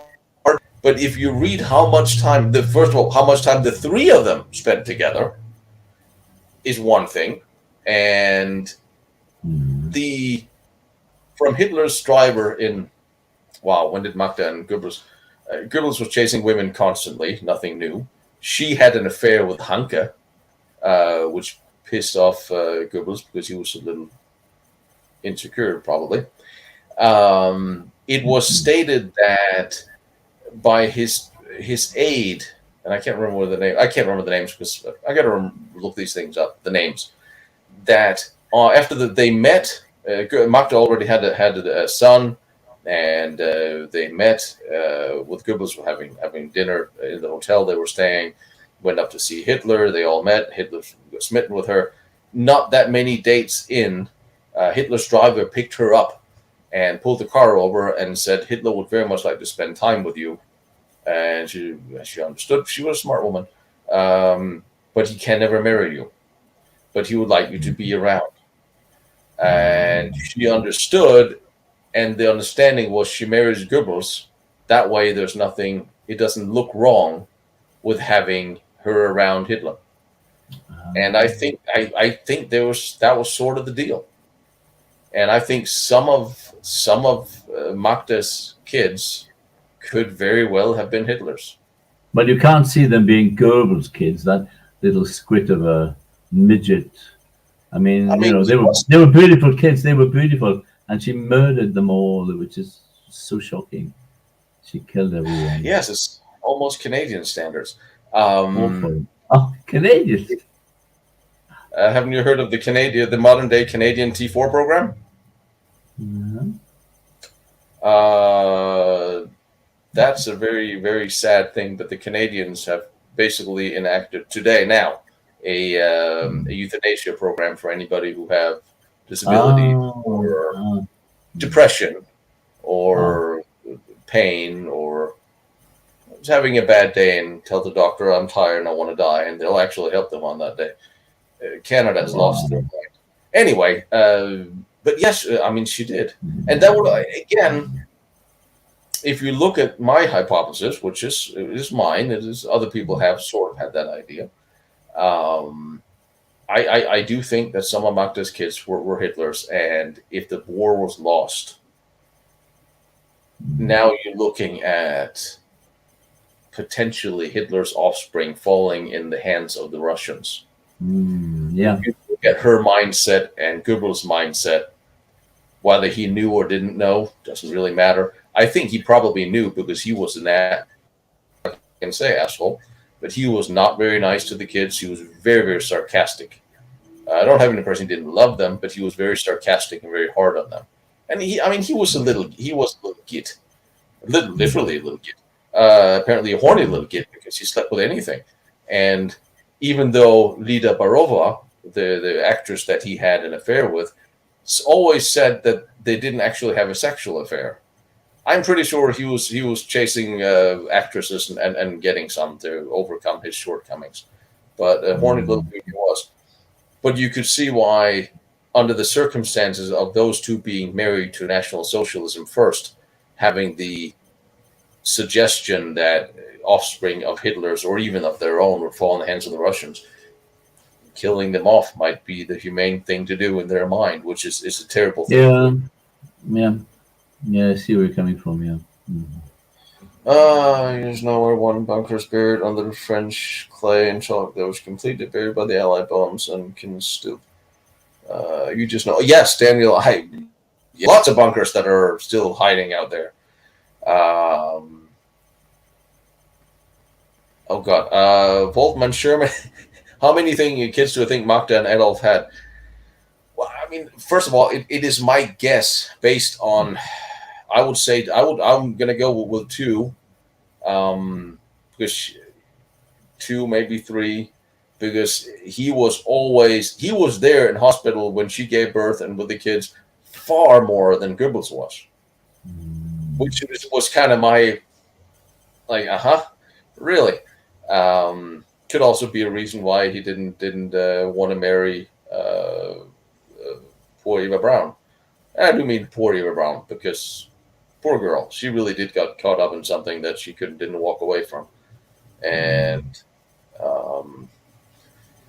if you look at Goebbels' kids and you look at Hitler, I mean, if you look at Goebbels and you look at Hitler, they do have enough physical traits in common that it's kind of hard to look at the kids and say, yeah, he doesn't look like one but the other, because again, we don't know how tall they were going to be, so we don't know if they were going to be taller than one or the other. So I think they're going to be taller than Goebbels. Everybody was taller than Goebbels. Yes, a little. I mean, still, Goebbels was a fascinating individual to study. I mean, these are people that we always condemn terrible deeds that they did or have created or made other people do, but they were fascinating people because of what they were capable of doing. And Goebbels was a fascinating person because he was incredibly intelligent and astute when it comes to propaganda. And there's nothing you don't see in mass media or political marketing today that is not a page out of what Goebbels did and had taught. Yeah, that's true.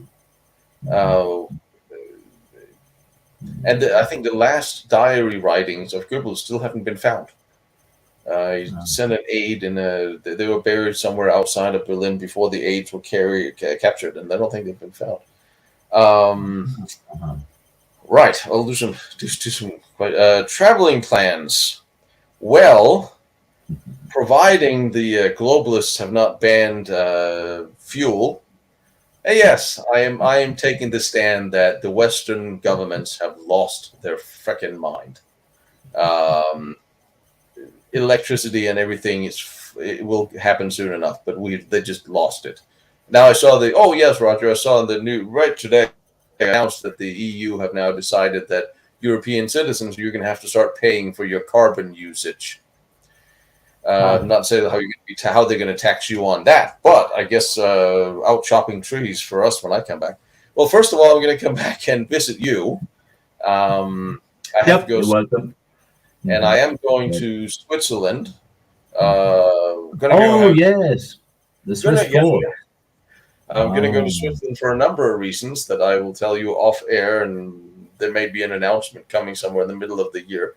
Not a global one, but maybe I think it's time for me to go to have a little talk with Klaus Schwab. You know, Mr. Schwab, the child of the SS general who worked on the S3 nuclear bomb project with Kamla. Right. It's true, dear God. His dad was an SS general. He was a scientist that worked on the German nuclear project, Schwab. I thought it was, are you kidding me? When I read of some scientists that worked on the S3 and all that, Schwab came up like, come on, I can't be the same guy. So yes, the World Economic by the son of an old Nazi. Shocking. Anyway, just saying, it's just funny how the old school boys, they keep coming back. And so Switzerland, obviously I'm going to come down to France. And I would like to see the Channel Islands, but I'm hoping March, April, where I guess the weather is going to be atrocious. There's not much else to see apart from the hospital. They threw all the cannons down into the sea, and they all rusted away. Can we go diving on them?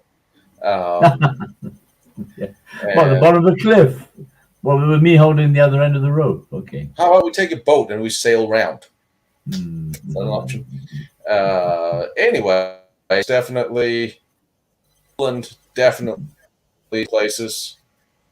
Oh, and of course, let's not forget, I have a date with the BIG out in Austria, who will sit down and explain to me what was happening in the tunnels and maybe show me some papers.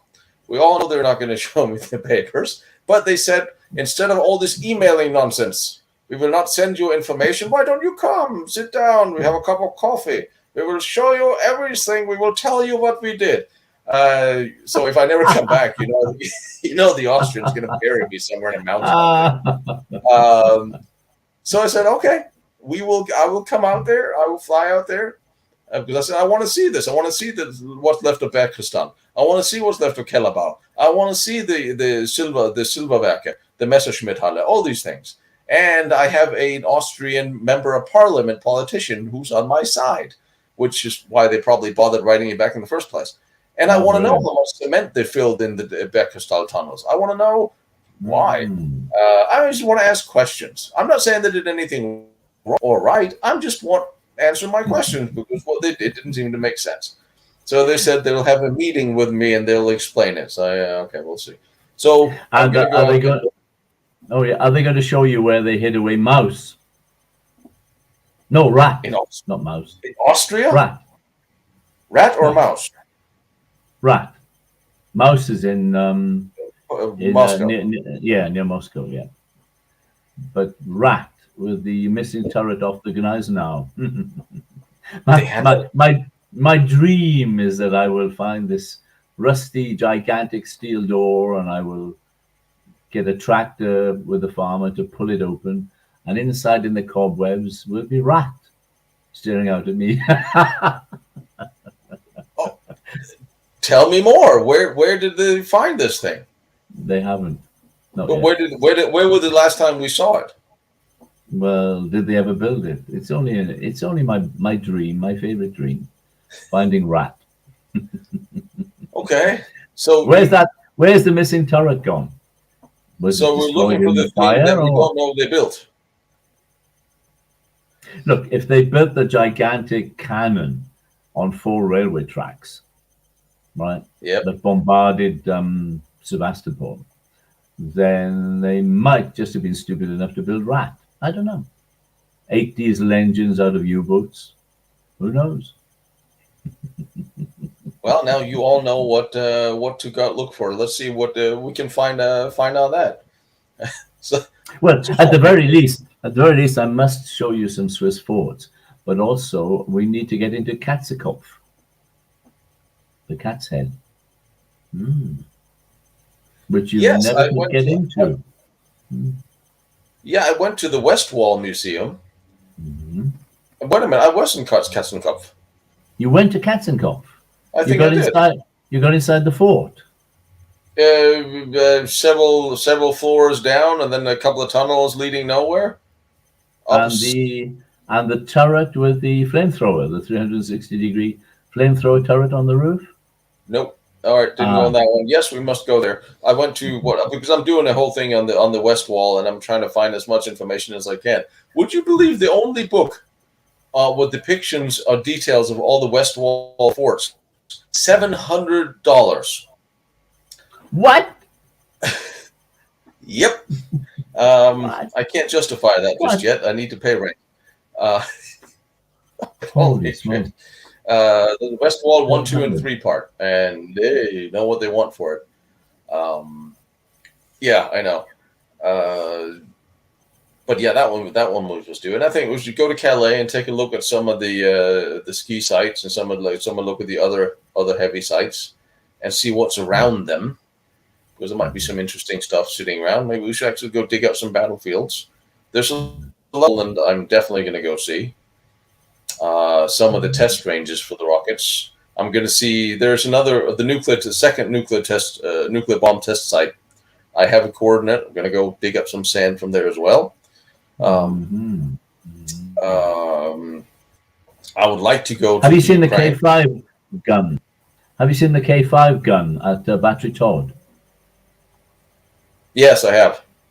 Yeah, I was there. I just didn't. I filmed it too. I did an episode from there. I just haven't edited yet because I pretty much think that everyone here have already seen video from the Toad battery. So a little more or less, and they will get a drone up and get a nice shot. We have the rail gun over here as well.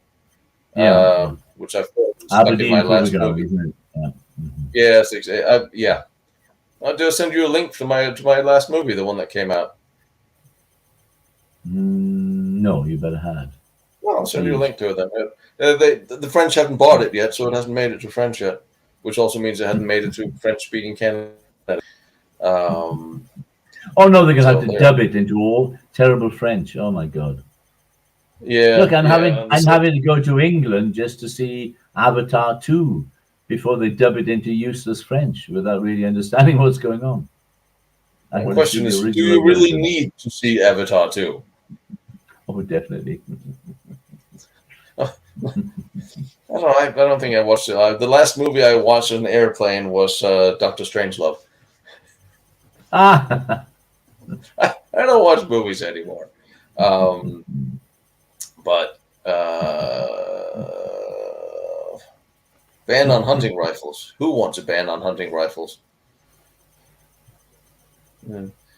Well, the globalists can't take over as long as you have all these bunch of armed Americans running around here. So, well,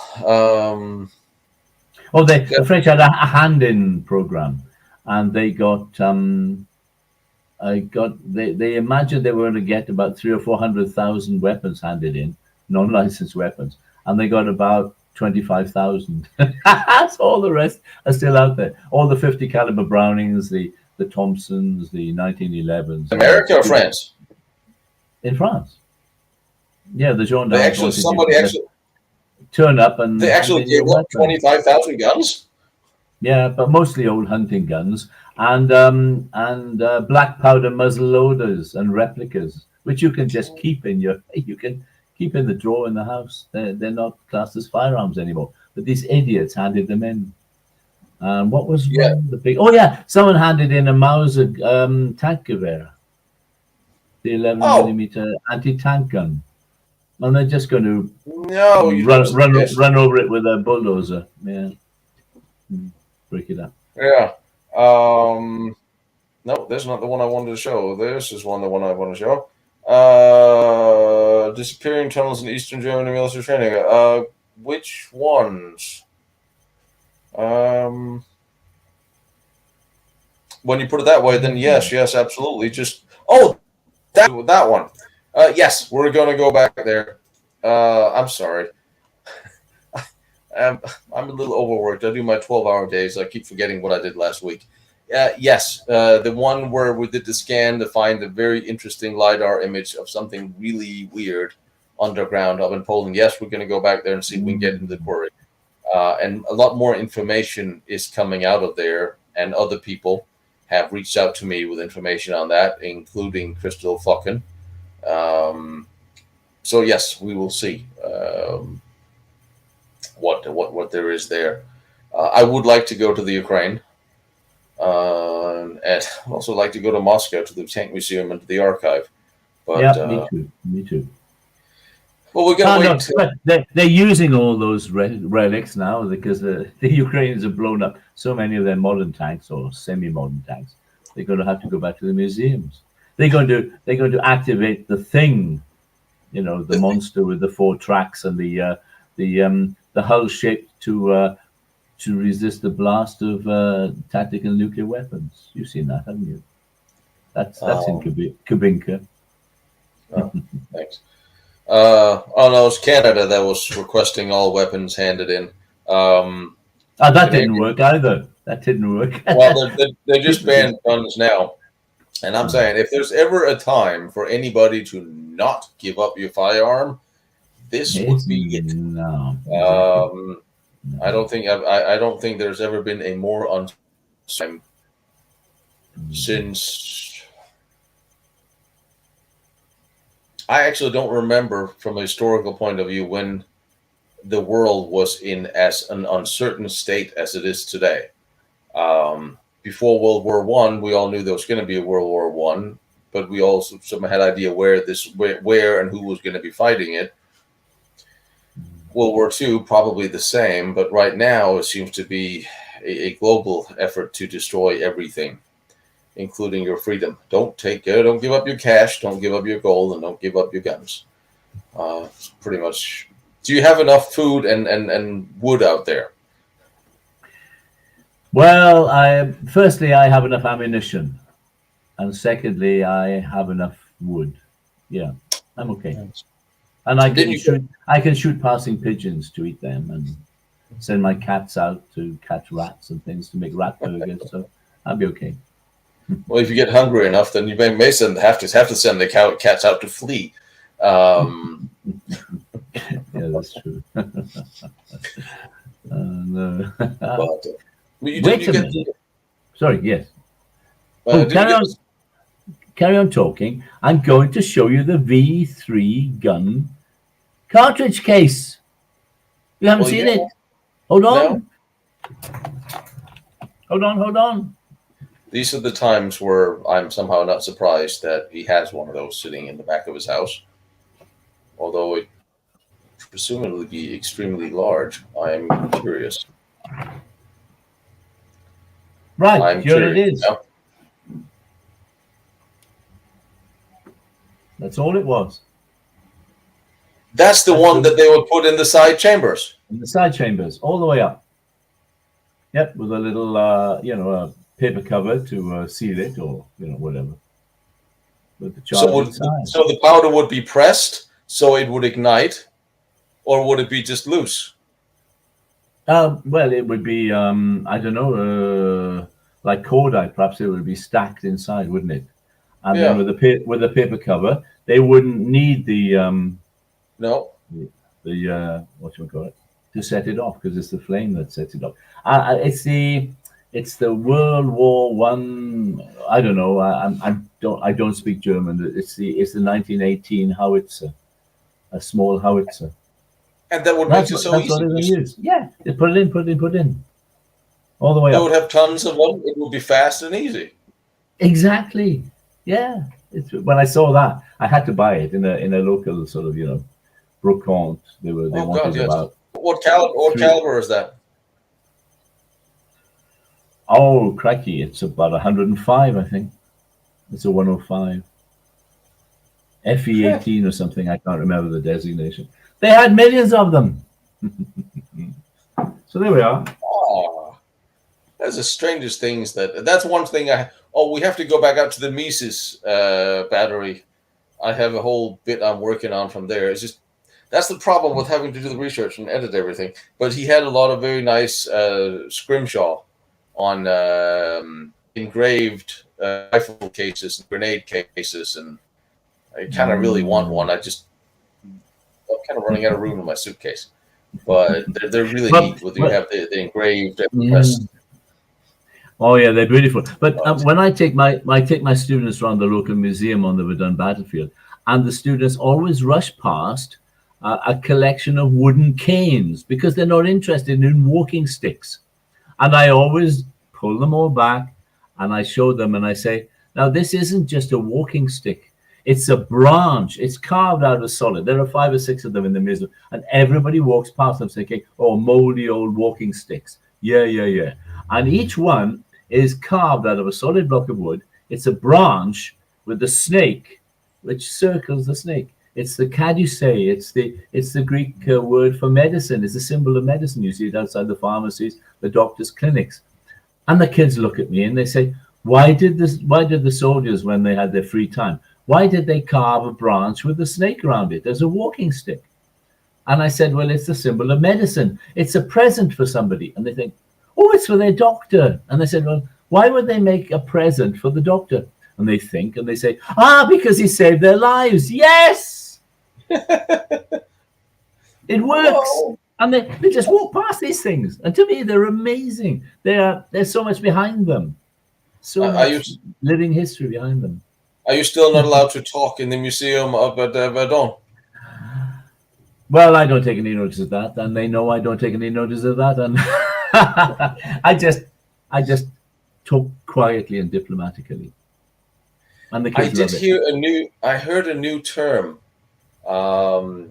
propaganda by museum, which is apparently a real thing. How, especially in the East, in the communist countries, China and Laos and some of those places where the communists were, they deliberately designed their museums to tell their side of the story.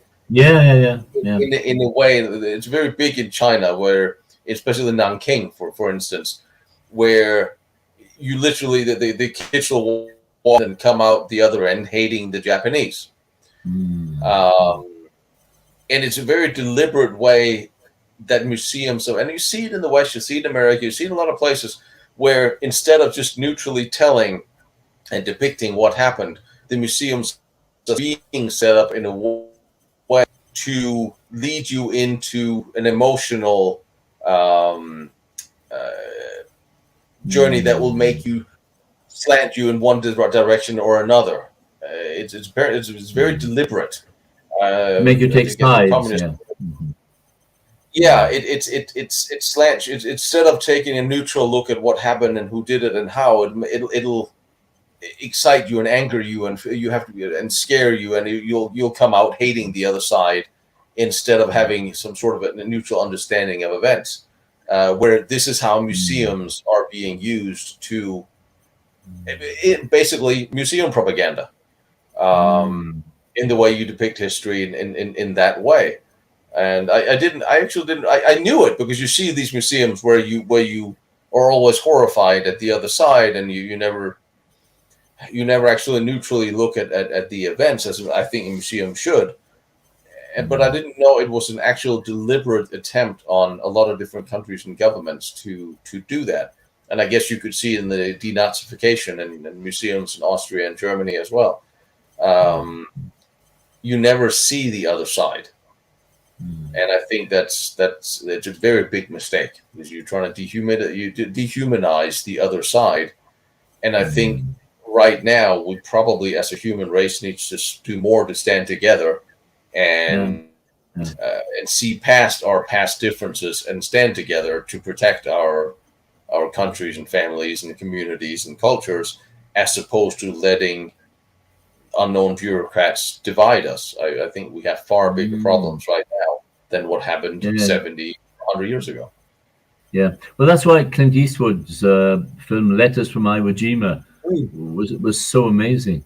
It made the Japanese out to be human beings with their own problems.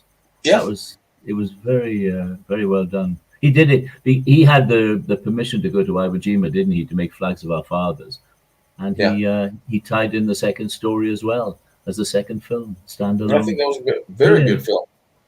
Yeah, I always wanted to do one about Stalinist, the 20s and 30s of Russia, the Red Terror in Russia, the pre-war years of the purges. I would like to do that Russian story. And you know what you can take into account? Ukraine with what's his name, Makhno, the leader of the anarchist Black Army of the Ukraine, the first true communists. Never mind what the Bolsheviks call themselves. They're not communists. They're Bolsheviks. They're fascists. Do as we say, or we kill you. You know, I mean, that's not communism. Communism is about something else. About sharing things. Yeah, I'm other Marxists as well. Yeah, they're all a bunch of crazy loonies. But the anarchists, the original anarchists, before the word was redefined in the French dictionary as somebody who sets off a bomb or assassinates a politician, which they did to fight back against the French state, who were killing them. It's their comeback against that. But the Black Army of the anarchists helped Trotsky, this other nice little guy, a peace-loving little family man. Oh yes. Delightful. Yeah. They helped Trotsky's Red Army to get rid of the last of the White Russians out of the Ukraine. Yeah. And Trotsky invited all the officers of Makhno's army to a great banquet to celebrate their victory, and they shot them all. Yep. They murdered the lot. And Makhno had to flee into exile in Paris with his wife, where he died. Very sad tale. It's very, very interesting to think that if you look at, and that's why I think we need to make more movies about communist revolutions, about true communism, because people have no idea what communism is. They have no idea what socialism is. They have no idea what Marxism is, despite that 90% of their teachers are Marxists. How wonderful communism is. And that's why we are where we are now. But what happened when Stalin got into power? after a while, he started purging. First of all, I'm fairly certain that Stalin's people were the ones who poisoned Lenin. The revolution always eats its own. And Yep. the trials against the Bolsheviks and against the old guard, like Trotsky, even though Trotsky was now living in exile in Mexico, but even the Stalin regime started getting rid of all of the old guard. And that's the interesting thing about communism is they always get rid of each other. Communist revolutions will oppress everybody and get rid of everyone. And you see it today with some of these socialist, communist, democratic parties around the world. Yes, they will put up a united front against anybody who's not them, but then internally they will purge each other left, right, and center when they don't. Yeah. Nothing has changed. And I think we should do more entertainment and movie-wise. I think there should be more movies made about the horrors of communism oh yes, have you seen the movie The Death of Stalin? You know, not yet. It's on my list. That's a classic. Oh, it's a classic, absolute classic. Because they all Khrushchev and all the rest of them, and Beria, they're all panicking. Is he dead?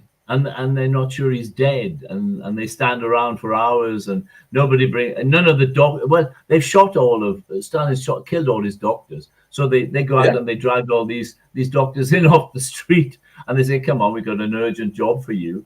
And none of them want to do anything. They don't want to go anywhere near Stalin, just in case he's not dead. That's pretty much what happens in the White House here every morning.